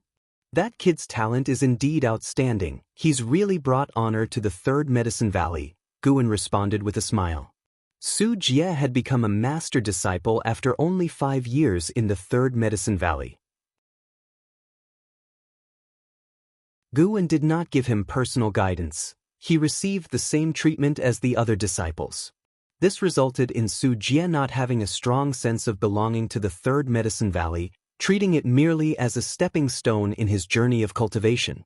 Su Jie was not particularly enthusiastic about Sword Venerable Fudao, and Guan even heard him privately telling other disciples that he would surpass Sword Venerable Fudao one day. Yi Lan chuckled, "More and more geniuses have emerged from the Third Medicine Valley over the years, and your disciples all show up under my command." Her eyes held admiration as she looked at Guan. Even setting aside the fact that Guan was a disciple of Sword Venerable Fudao, she had always respected his own capabilities. Ever since they were young, it seemed there was nothing that her senior brother couldn't do. "Then it'll have to trouble you to look out for them more," Guan replied with a smile and picked up a piece of pastry from the table, which was made by Yi Lan herself. Although the taste was not particularly delicious, the sentiment behind it meant the most. Yi Lan curiously asked, "Would you say Su Jie is your most outstanding disciple?" Su Jie, with his lifespan limit of 9,000 years and dazzling talent, was someone Yi Lan also wished to recruit. Guan shook his head and said, "How could that be? My most talented disciple is currently making a breakthrough." "Oh, breaking through to which realm?" "The Nirvana realm." "The Nirvana realm? Impossible. You're joking, right? Isn't this disciple much older than you?" "Not at all. He's 34 years younger than me." "Someone over 800 years old breaking through to the Nirvana realm? I don't believe it. You're teasing me again," Yi Lan exclaimed with skepticism. She had never heard of anyone succeeding in reaching the Nirvana realm before 1,000 years of age. Guan laughed, offering no further explanation. He was talking about An Hao, who was undergoing tribulation with the help of immortal spirits from the immortal dynasty, and even the Yangxian Emperor himself was present to witness his tribulation. Boom! The the sound of thunder rolled in from the skies, Yi Lan looked up to see dark clouds rushing in, carrying the potential to envelop the heavens. Yi Lan teasingly asked, "That wouldn't be the celestial phenomena triggered by the breakthrough of that disciple of yours, would it?"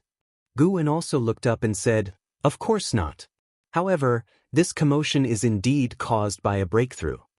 The holy minister was making a breakthrough, advancing to the free immortal realm. Guan sensed it was going to be an interesting event. With the eruption of this phenomenon, many powerful existences quickly flew towards the holy court. The immortal dynasty, the Xianyu divine dynasty, and the sky demon great sect certainly wouldn't let the holy minister have a peaceful tribulation. After a quick calculation, Guan realized that the future held new variables. A free immortal could change the fate of the world. Yi Lan's eyes sparkled with curiosity upon hearing Guan's words. What kind of realm was capable of causing such a breakthrough phenomenon? It was at that moment that Guan saw a powerful aura coming from the depths of the cosmos. A meteorite wrapped in demonic chi was hurtling out of the silent destruction domain, bearing down on the great heavenly spirit land with unstoppable force. Such momentum suggested it had the cultivation level of the 9th layer of the free immortal realm. Guan hadn't been particularly concerned, for in recent years, there had been more than a handful of free immortals arriving in the great heavenly spirit land. But suddenly he felt a familiar presence. The Zora was the Annihilation God Emperor. With memories of Long Zhan, Guan vividly remembered the aura of the Annihilation God Emperor. Indeed, this aura belonged to him, albeit not as powerful as what Long Zhan remembered.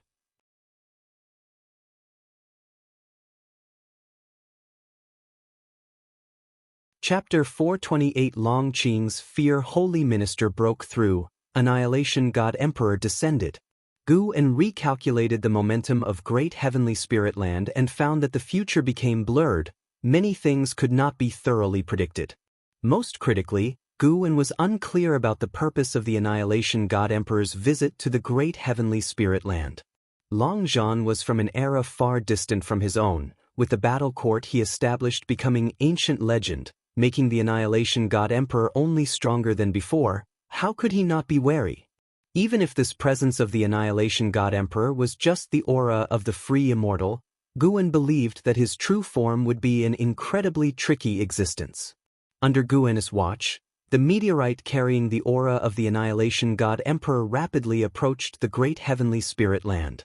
The powerful beings within the great heavenly spirit land were also alarmed by the Annihilation God Emperor, all using divine thought and divine sense to probe, but no one dared to obstruct the Annihilation God Emperor. Within the holy land of the holy court, vast heavenly thunder covered tens of thousands of miles of sky. The holy minister amidst the tribulation looked up, his eyes revealing a wary expression. He knew his crossing of tribulation would bring trouble, but he had not expected such a powerful being to come. The aura of the Annihilation God Emperor reminded him of the primordial immortal king from before. He cursed the heavens for being unfair, but at this point he could only grit his teeth and break through.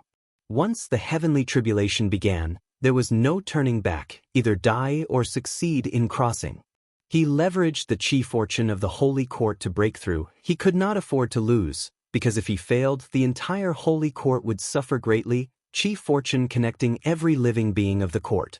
Rings upon rings of grand formations guarded the holy minister, dazzling and emitting vast and infinite pressure, countering the heavenly might, stirring chaos in the heaven and earth rules, which also caused the surrounding mountains and oceans of the holy court to trigger cataclysms. Under the holy minister's gaze, a meteor streaked across the sky, the celestial thunder unable to obscure the meteor's brilliance. At this moment, not only the holy minister saw the meteor, great cultivators and demons from various powers across the land also saw it. Inside Yi Mansion, Yi Lan also saw the meteor crossing the horizon, and for some reason she felt an unexplained palpitation. She couldn't help but look towards Guan and asked, "Did you see that meteor just now?" Guan nodded, said, "Did you make a wish?" Yi Lan gave him a glance, a worried expression across her brow, said, "At that moment just now, I was inexplicably scared." Could it be another demon from outer heaven descending? Guan chuckled and said, "What's there to fear? When has the supreme sect ever encountered such calamity? I've always felt quite at peace. The danger lies in the overseas realms." "That's not the right way to think. We can't always rely on others. The sword Venerable Fudao will leave eventually." Yilan shook her head. Guan offered comfort, said, "I am the sword Venerable Fudao, don't worry." She laughed upon hearing this, said, "Really? Then can Senior teach me divine skills?" "It's not impossible. Say something nice." "Want to hear something nice?" Yilan gave Guan a flirtatious smile, then stood up and walked towards him. Guan hurriedly raised his hand and said, "I was joking." "Humph, I took it seriously." Boom! The meteor, enshrouded in blazing flames, shattered the sea of clouds, crashing down upon the mountains with terrifying momentum, instantly crushing miles of mountains and forests, bright light bursting forth, rolling dust rose into the air, like a massive wall of dust pushing towards the distance, destroying everything in its path. The earth shook and trembled, as if it were the apocalypse. As this force spread to the horizon, terrifying waves of flame emerged at the center of the explosion, seeming to burst through the sky. This power from beyond wreaked havoc on all upon the land, merciless and brutally cruel. After an unknown period, the roaring between heaven and earth ceased, but the rolling dust continued to churn, just without its former intensity. A figure stepped out from the dust, clad in a black robe overlaid with black scale armor shimmering with a cold light. He wore a fierce helmet with two horn-like blades pointing to the sky. Below the helmet there was no face, only pitch blackness, akin to a lifeless black hole. With each step, the gravel beneath his feet turned to dust. The surface revealed magma patterns, terribly fearsome.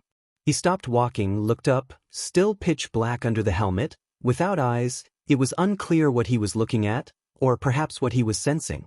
He shifted his left foot to the side, instantly dispersing the dust between heaven and earth, revealing the wounded land. Shocking to behold, he stood within a massive crater, over 100 miles wide. Outside the crater, the land was littered with rocks and crevices, barren and desolate. Not just the dust on the land, even the sky suddenly cleared. The Annihilation God Emperor turned his head towards the distance. After looking for several moments, he turned and walked away. With one step, his figure shifted millions of miles. The land was boundlessly vast. He took 5 continuous steps and still had not reached the edge of the continent. He arrived at a cliff, where the area was still trembling. Following his gaze downward, a city below the cliff was collapsing, and the mortals were wailing and crying, their misery extreme.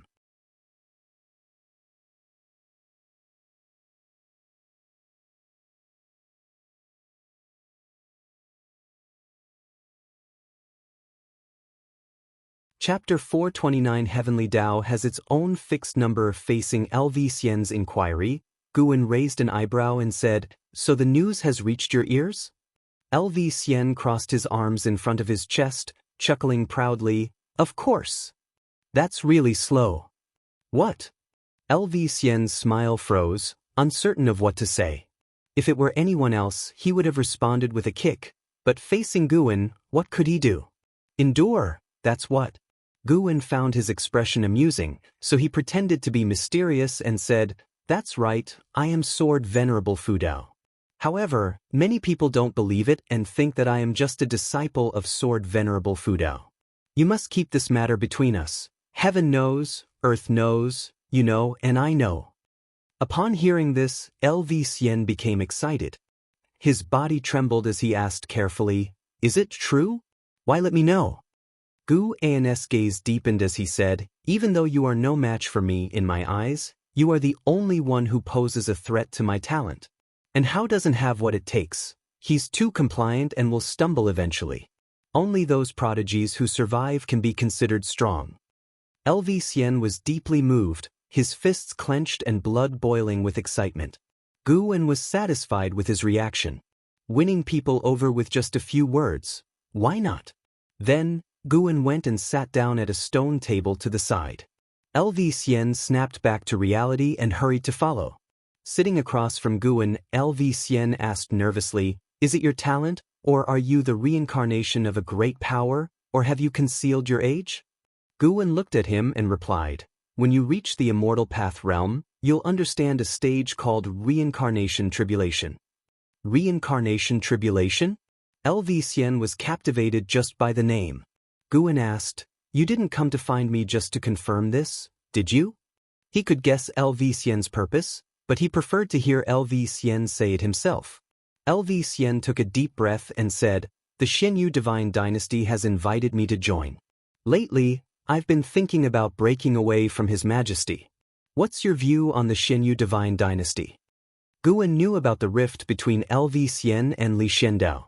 As Li Xiandao was becoming stronger, he began to reveal his true nature, like Guwen, and became increasingly domineering, which added to the pressure on those around him. Guwen replied, if you want it as a stepping stone, then it indeed is a good place. But if you plan to stay with the Xinyu Divine Dynasty, they will all go up in smoke. LV Xian's eyes widened as he asked, the Xinyu Divine Dynasty will be destroyed? Guwen chuckled. To be more precise, all the powers of this world will go up in smoke, the old forces will turn to dust. Including the supreme sect, Taizong Dynasty? Yes. Why? Because the world has its cycles, and the heavenly Tao has its set parameters. Doesn't that mean all my efforts are meaningless?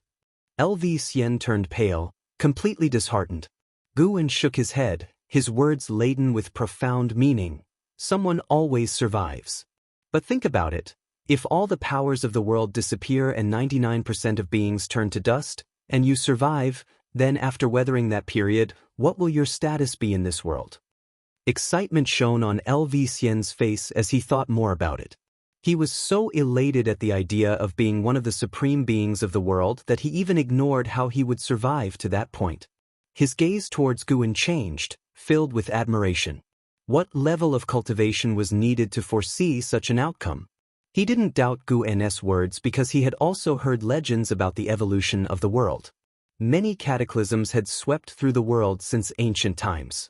From what he could see, the world was far from destruction. At least, there were no signs in sight. Indeed, Sword Venerable Fudao was the most formidable. Even the Yang Xian Emperor couldn't compare.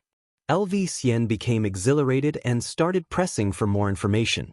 Guwen did not reveal more about the fortune of heaven and earth, but regarding some trivial information that he could disclose, he considered it taking care of LV Baishan's son. Half an ancient hour later, Guwen, accompanied by LV Xian, walked out of the cave. Luo Hun watched LV Xian's respectful demeanor and couldn't help but laugh.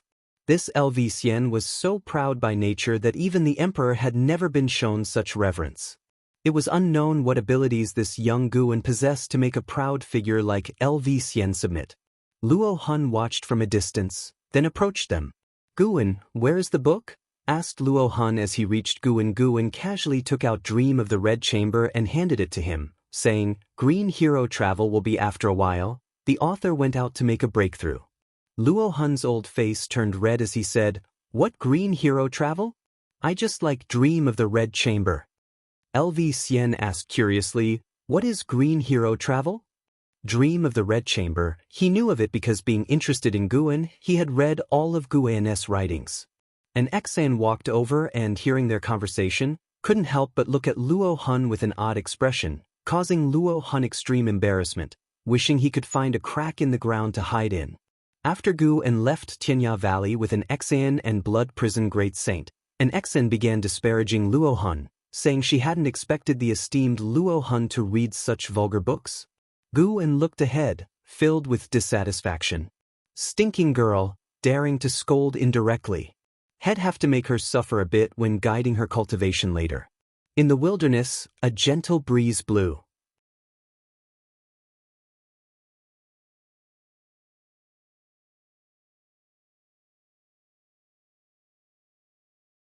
Chapter 430. The Strongest Loneliness, and How had a dream in which he found himself seated upon an immensely grand chair, with a Qilin crawling at his feet and true dragons swirling around his hands. Below him was a radiant starry sky, and figures exuding powerful auras floated beneath him like a series of steps. The sensation was incredibly wonderful. He felt as if he had control over everything and even experienced a sense of loneliness. Immersed in this feeling, he lost track of time. He did not know how much time had passed when suddenly a dazzling golden light burst from the depth of the universe below and rushed towards him, turning the powerful figures along its path into ash.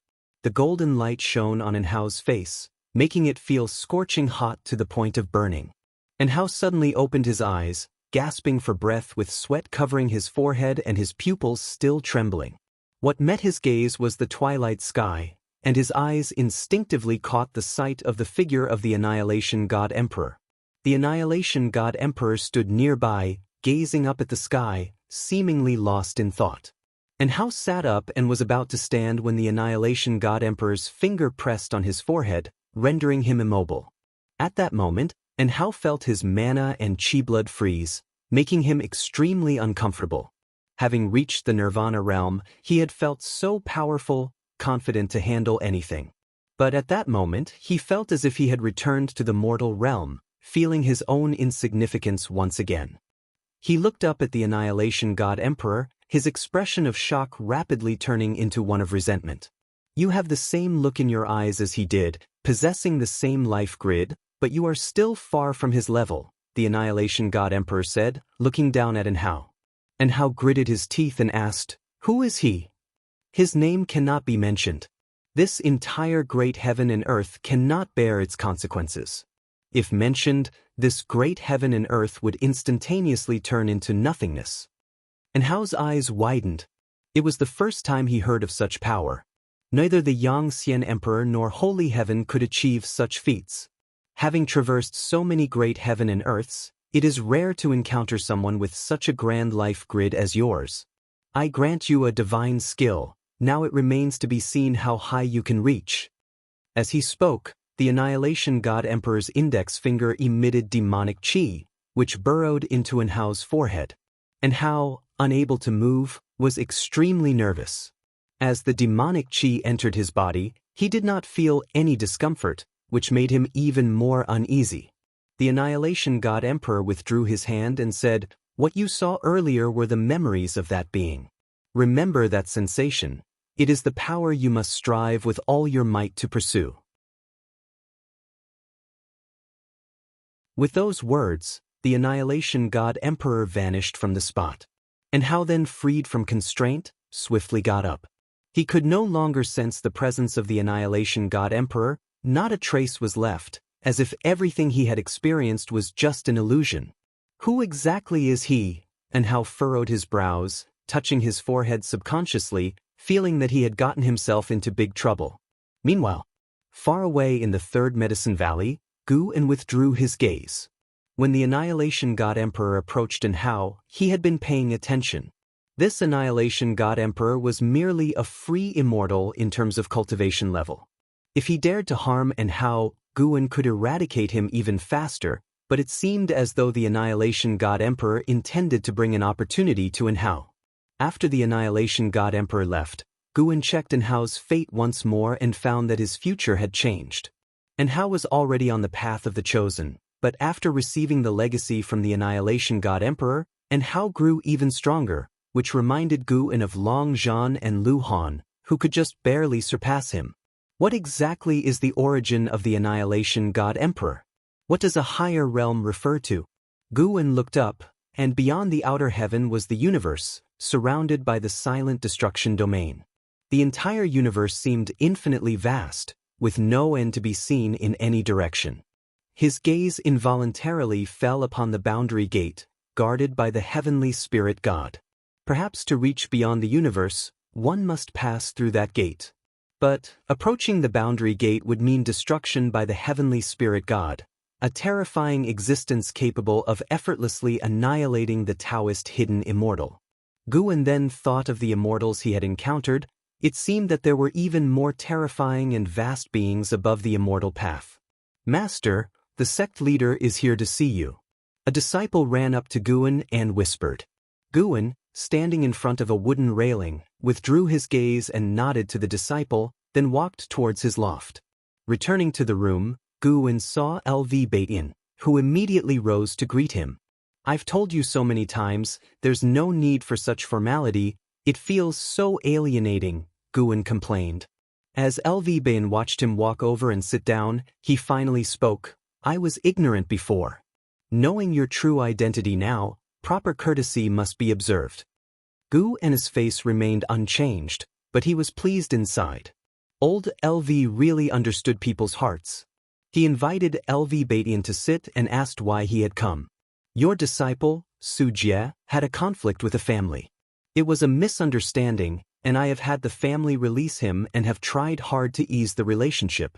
However, Su Jie is still unhappy, LV Batian began, his face showing helplessness as he spoke.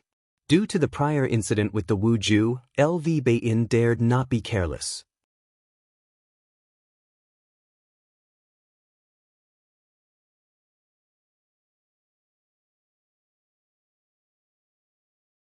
Chapter 431. Involuntarily in Gu N's projections, LV Batian would focus on nurturing Su Jie in the future, treating him as the next sect leader to be groomed, and even betrothed the daughter of the LV family's patriarch to Su Jie, as if she were his own child. Su Jie did not disappoint LV Batian, his growth rate was not inferior to Enhao's and he, too, took Enhao as his target. 500 years later, when Enhao returned, Su Jie, overrating his own ability, challenged Enhao. Even though Enhao suppressed his cultivation level, he still easily defeated Su Jie. After that, Su Jie's personality drastically changed, becoming paranoid. He practiced cultivation even more diligently, treating getting stronger as the most important thing. He even schemed for LV Batian's defying fate divine skill and eventually succeeded in persuading LV Batian to pass on the skill to him. After the transmission of the skill, LV Batian became a cripple and returned to the LV family, only to have the LV family attacked by Su Jie's enemies.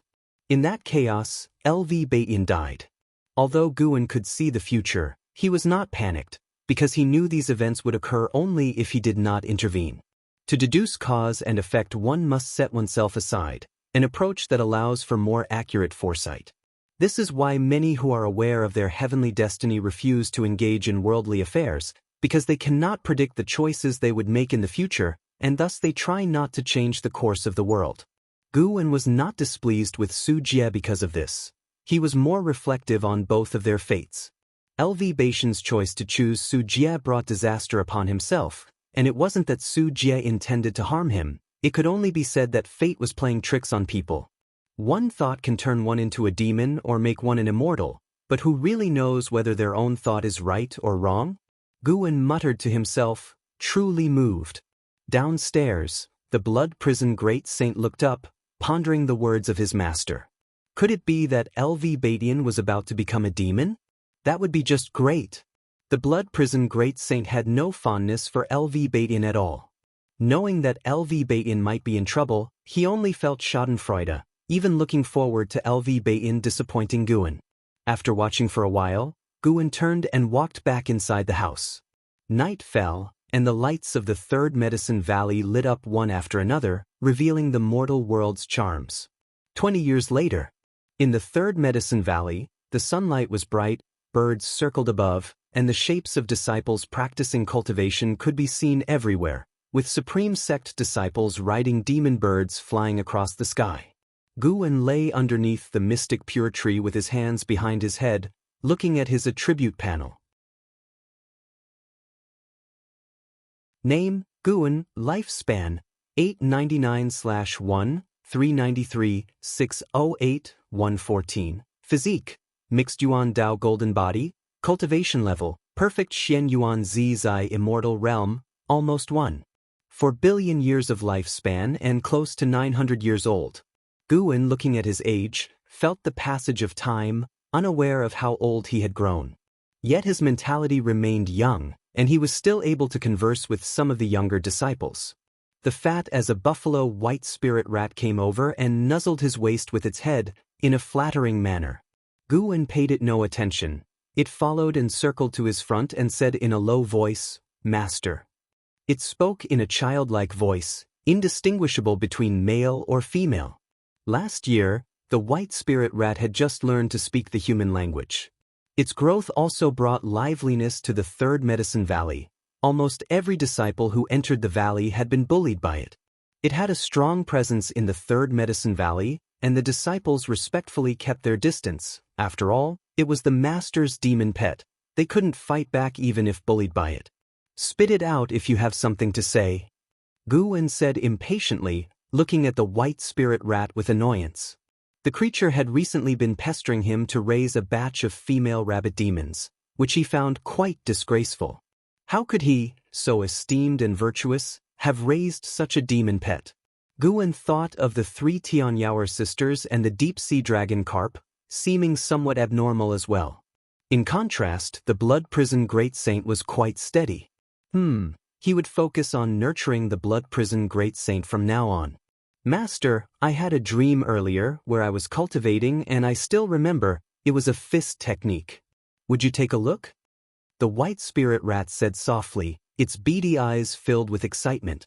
Because of its obesity, it lacked the cunning look of a rat demon, appearing rather foolish instead. Guwen sat up and said, "I want to see what fist technique you can comprehend." The white spirit rat spent years meditating under the mystic pure tree, consuming heavenly materials and earthly treasures, and its maximum lifespan kept increasing. In a way, this was also a talent, as not everyone could increase their lifespan just by being under the mystic pure tree. The white spirit rat jumped aside and then stood up, supporting its body on its fatty hind legs. Under Guwen's gaze, the white spirit rat started to perform fists. As it threw its punches, gusts of wind kicked up the grass, drawing the attention of nearby disciples. Guwen's expression was odd. The white spirit rat's fist technique was not impressive, clearly mimicking Long Qing's moves, yet a mountain of flesh throwing punches was very bizarre. To say it was comical, but its body moved rhythmically, each punch was executed with precision. After the white spirit rat had demonstrated a set of fist techniques, it turned to look at Guwen with a hopeful expression.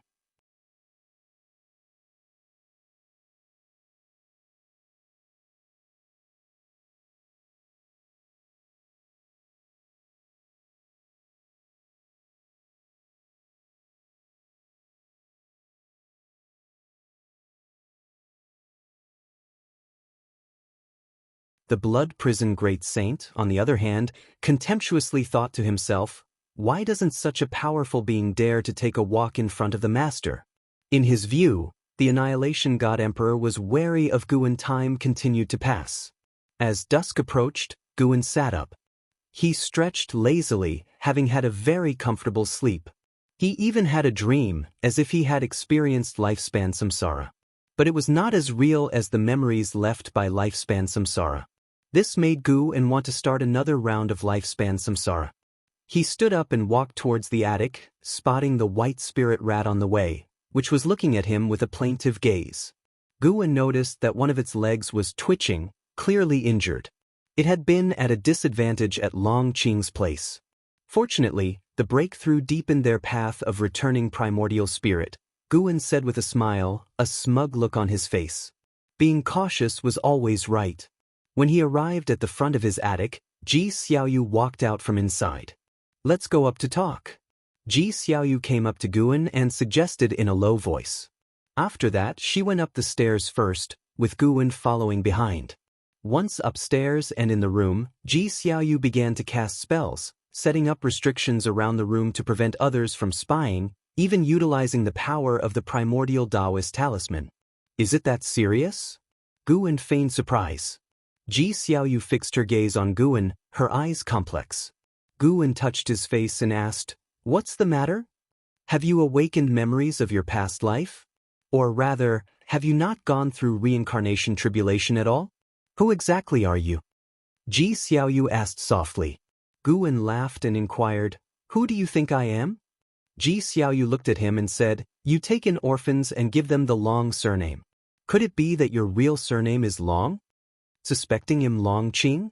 Guwen couldn't help but smile wryly. "Wrong guess, I'm actually the ancestor of the dragon clan." Guwen shook his head and said, "How could that be? My surname is Gu. Giving Long Qing the Long surname is because he has it on his back. You've known that all along, haven't you?"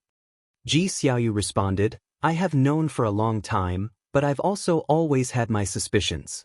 It's okay if you don't admit it, and it's best if you never do because there are beings out there to kill you that have come here. That being is from the ancient legends of the Silent Destruction domain and may have existed even longer than the Great Heavenly Spirit Land. He is convinced that you are hiding in the Great Heavenly Spirit Land and he will not rest until he finds you. Guin, resigned, said, I'm truly not the person you think I am, but I am quite curious about this being you mentioned. Is he very strong?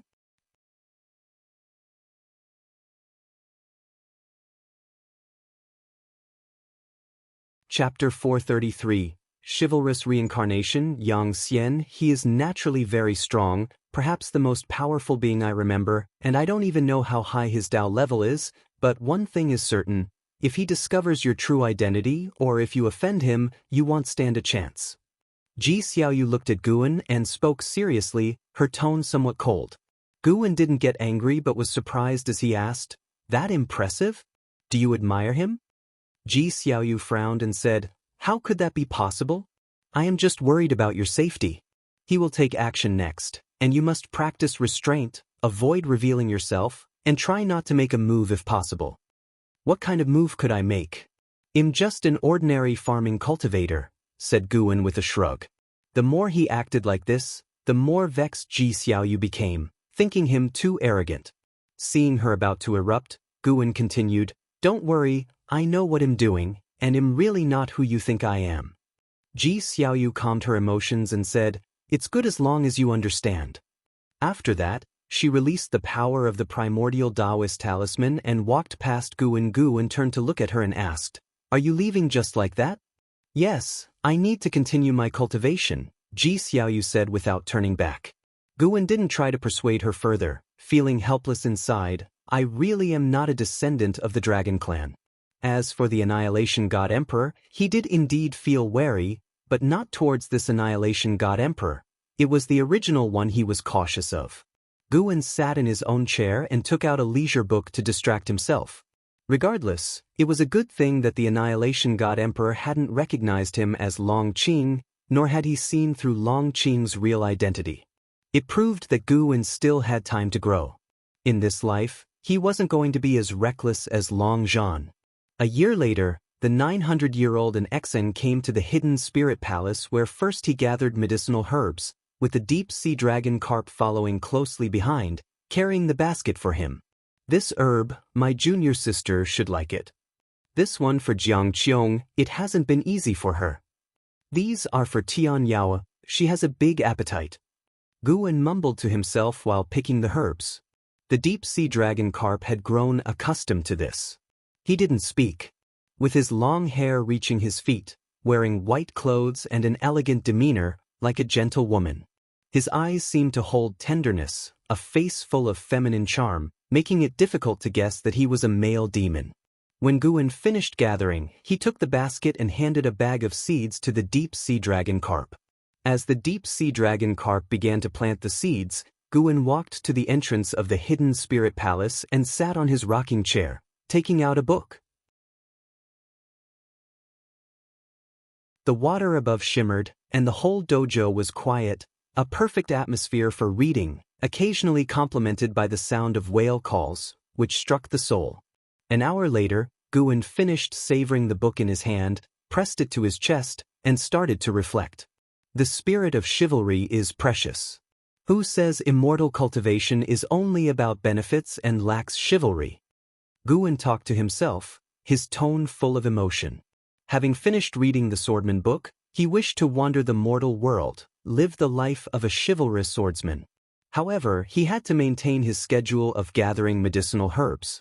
If he had his clone do it or squeezed in the time, the experience wouldn't be the same. Forget about it. It's nice to think about. Wait, why not live a chivalrous life in the lifespan samsara? Guin opened his eyes, sprang up, and tucked the book into his chest. It was time to start a new journey. And this wouldn't be a waste of lifespan. Lifespan samsara could enhance his understanding of the Tao rules. His character for this reincarnation shouldn't be so stubborn. He must have a compassionate heart. So Guin thought, and with a thought, a series of prompts appeared before his eyes. You will spend 10 million years of lifespan to initiate a reincarnation evolution, beginning to connect with the Tao rules, searching for a reincarnation world. You have the following great heaven and earth choices, pick any one.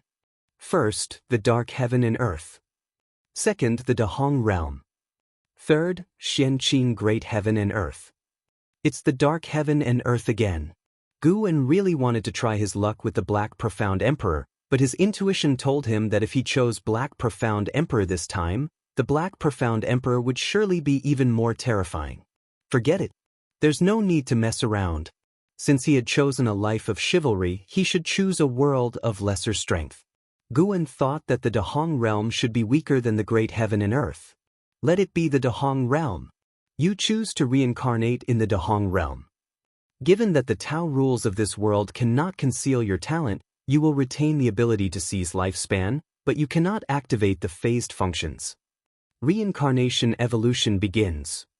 In the first year, you were born inside the purple micro-immortal mansion, and you were named Yang Xian by your parents. At the age of 5, your father began to teach you the ways of immortal cultivation. That day, you demonstrated exceptional insight, stunning the purple micro-immortal mansion. At the age of 8, you mastered your family's swordsmanship to great success and comprehended sword intent. At the age of 12, when the purple micro-immortal mansion hosted a banquet for cultivators from various sects, you met an old man who said you had an extraordinary life grid and wanted to tell your fortune. Will you choose to agree? Wow.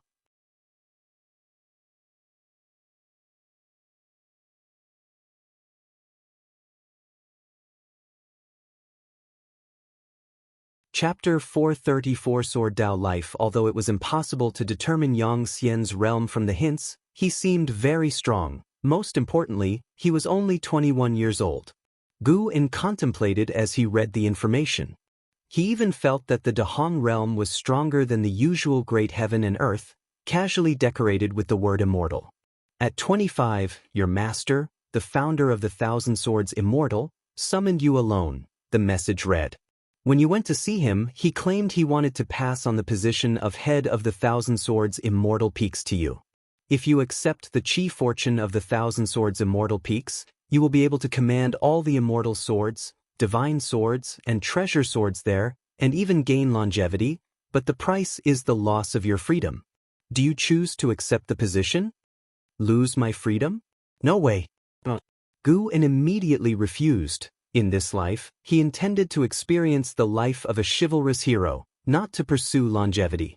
And what about the reincarnation Bodhi's original self if it obtained longevity? You refuse the position of head of the Thousand Swords Immortal Peaks. The founder does not coerce you but assigns you an experience task to track down the eldest senior brother who has betrayed the sect.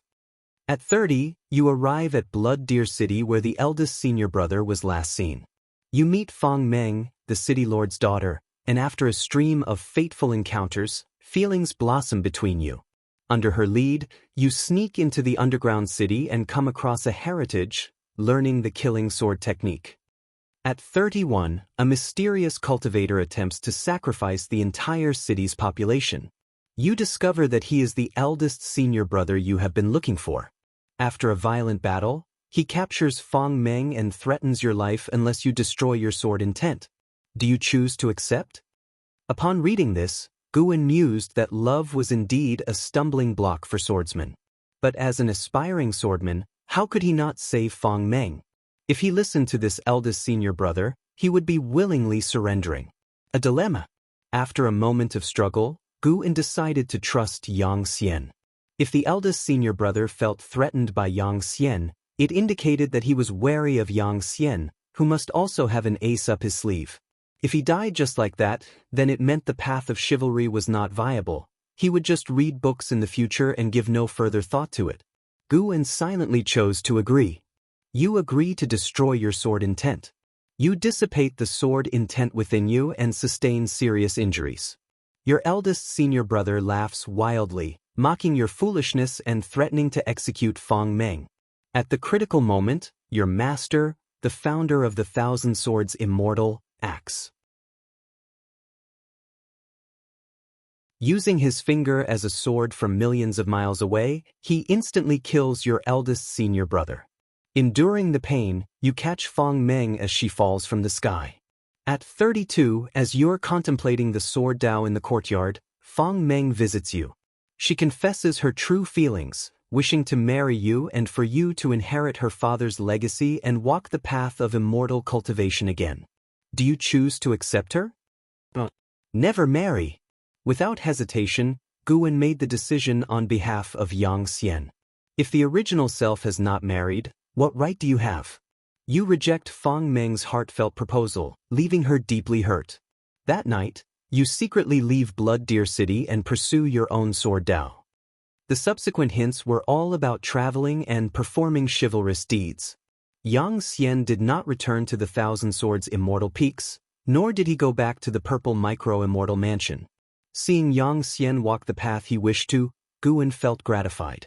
Yang Xian was more obedient than the previous reincarnation bodies. At 40, based on your years of acting heroically, you earn a good reputation, but you still cannot recondense sword intent, nor can your Dao level grow. You find yourself in a quandary, uncertain whether to engage in a killing tribulation, executing those extremely vicious to seize their lifespan and thereby restore your sword Dao. Do you choose to undertake the killing tribulation? Kill extremely vicious people, what's there to hesitate about? Guwen felt that taking lifespan did not conflict with being heroic. Being a hero didn't mean killing no one. What he had to do was to punish evil and promote good. You choose to undertake the killing tribulation, but another voice within cautions you, placing you in another dilemma. Voices urge you to take up the butcher's knife, warn you of the Demon King's initial intentions, and in the end, you choose not to engage in the killing tribulation, remaining true to your Taoist heart. In the esoteric process, you sense a wisp of sword intent close to you, yet invisible and intangible. It actually resists my choice? For the first time, Guwen encountered such a situation. Fortunately, Yang Xian had his own realizations, which made Guwen even more hopeful. At 41, while saving someone, you are severely injured by a great cultivator. You flee into the river and drift down into an isolated island, where you find an abandoned bamboo tower to recover. At 43, having observed the mist in the forest for a long time and contemplating the natural world, you begin to create your own swordsmanship. At 45, you founded 1,000 forms of swordsmanship, reconvened your sword intent, and you welcomed the path enlightenment. At 48, your achievement in the sword Dao surpassed what came before. Every blade of grass and tree seemed alive with intent, as did the mountains and rivers, and you embarked on a path of the sword Dao that belonged only to you. At the age of 50, a youth stumbled upon your island, mistaking you for an immortal and wishing to take you as his master. As soon as he arrived, the bamboo swords you crafted quivered, and you sensed a sword intent from him, realizing he was the innate sword intent the sword immortal ancestor spoke of, a person naturally suited for sword practice. Did you choose to take him as a disciple? Innate sword intent? Is it that formidable? Without much thought, Guwen chose to agree. Taking a disciple was not a bad thing. After all, he himself had taken disciples. Every choice brings both fortune and misfortune. As long as he did not resist in his heart, willingness was sufficient. You chose to take the youth as a disciple, hearing that he was raised by bandits and had no real name, thus you named him Yang Pingon. At 52, Yang Pingon had mastered all your sword techniques, but he could not yet perceive sword intent nor could he refine his own. Moving on, Yang Pingan's name appeared in every prompt. Yang Xian advanced his own understanding of the sword Dao while observing Yang Pingan's cultivation. Guwen was astonished. The natural talent of Yang Pingon in the sword Dao was truly exceptional, even exceeding Yang Xian's by some measure. At 60, your sword Dao reached even greater heights. That year, Yang Pingon desired to leave the island to gain experience. Did you choose to allow him to leave?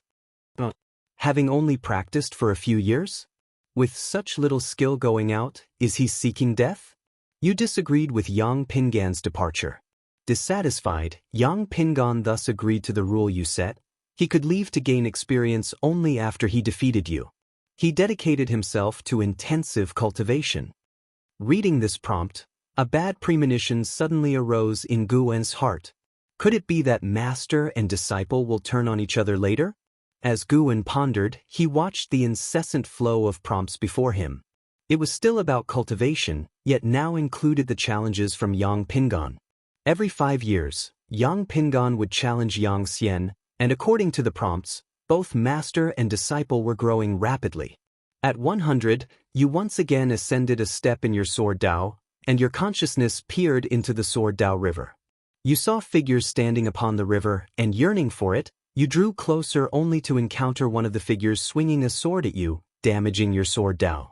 Your consciousness retreated back to your body, and you found your sword intent temporarily dispersed, with your internal spiritual power also depleted. At this moment, your disciple Yang Pingan came to challenge you. Did you choose to consent to his challenge? Such terrible timing.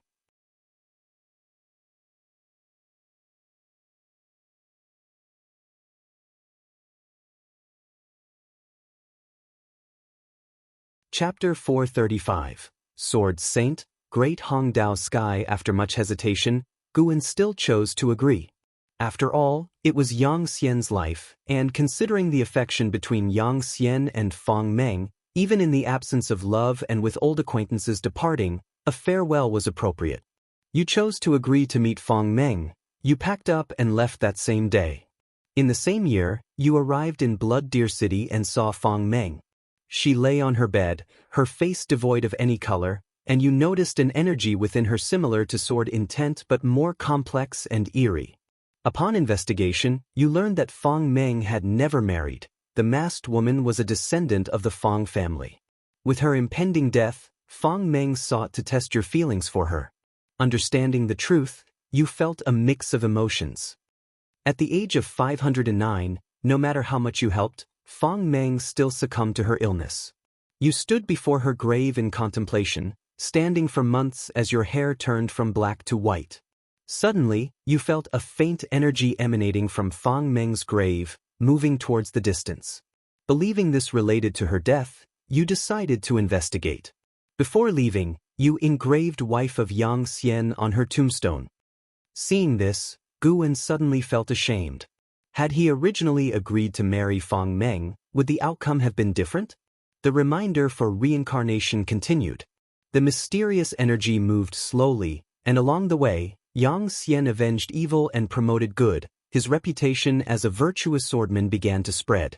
He also gradually realized that the people of the world were suffering under the oppression of the dynasty while the immortal cultivation sects sat idly on their pedestals, not helping the people in misery but only extracting benefits from the secular world.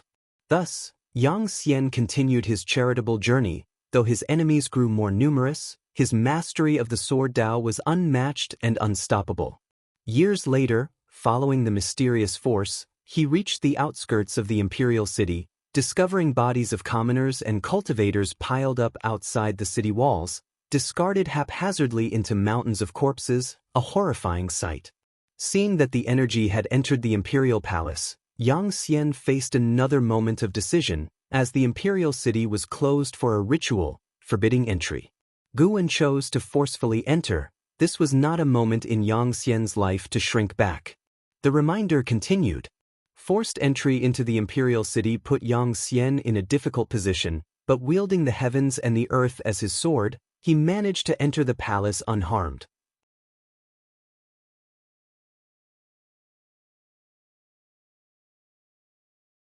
He had slain a great demon that shocked the world, exposed the evil plans of a reputable sect, and even stopped the demon path from massacring the people of the dynasty. His deeds were widely known and had become legendary. At the age of 9,999, after meditating for 10 years, you finally attained enlightenment, transformed your golden core into a primordial elixir, and achieved the carefree Taoist skill. A carefree primordial immortal not even 1,000 years old? What kind of talent is this? Yang Xian didn't possess vast immortal cultivation resources and didn't even have a great power often giving him guidance, yet he cultivated so quickly? After becoming a carefree primordial immortal, Yang Xian could do even more. He even came into contact with the greatest evil of the Dahong realm. Dahong Dao Heaven. This was the strongest force in the Dahong realm, located above heaven and earth, like an immortal overseeing all living beings. They took mortal spirits as food, indiscriminately plundered the Dao level of cultivators, all while remaining excellently concealed. Even if someone knew, those with knowledge dared not speak out. Yang Xian was approached by a cultivator whose family had been slaughtered by the Dahong Dao Heaven for help. Thus, he learned of their heinous acts. Although Dahong Dao Heaven possessed a power surpassing the 9 heavens of the immortal path and he could not shake them, he still chose to help the seeker of revenge and executed the carefree primordial immortal of Dahong Dao Heaven. Decades later, the Dahong Dao Heaven sent people to recruit him. Knowing his character, Guan helped him decline the invitation from the Dahong Dao Heaven. After that, great cultivators occasionally attacked Yang Xian. He repelled them one by one, until he finally faced suppression by a mysterious great power. Due to the vast difference in cultivation levels, Yang Xian was struck into the mountains by a single hand of his opponent. At the critical moment, a sword light cut through heaven and earth and saved Yang Xian. It was none other than his first mentor, the sword ancestor of 10,000 swords. The sword ancestor of 10,000 swords rescued Yang Xian and took him out of the Dahong realm to hide in a secluded minor heaven and earth. The sword ancestor of 10,000 swords warned Yang Xian never to oppose the Dahong Dao Heaven again, as he could not protect Yang Xian if he truly angered the Dahong Dao Heaven. Faced with the choice, Guan decided to endure in silence for the time being. Once Yang Xian's injuries healed, the sword ancestor of 10,000 swords began to instruct him in cultivation, and after 10 years of personal teaching, the sword ancestor left. Yang Xian resumed his cultivation and leveling up. He no longer sought to rescue individuals from suffering. He wanted to help all the living beings of the Dahong realm. This cultivation lasted tens of thousands of years. At the age of 70,000, Yang Xian reached the free immortal realm of the 9 heavens of the immortal path. You're tuning in to the Passion Pages YouTube channel. We're so grateful for your support and don't forget to subscribe to join us on this incredible journey through captivating stories. Your generosity through donations truly makes a world of difference, as it's the primary source of revenue that allows me to expand and enhance this channel for you. Thank you from the bottom of my heart for being a part of this adventure.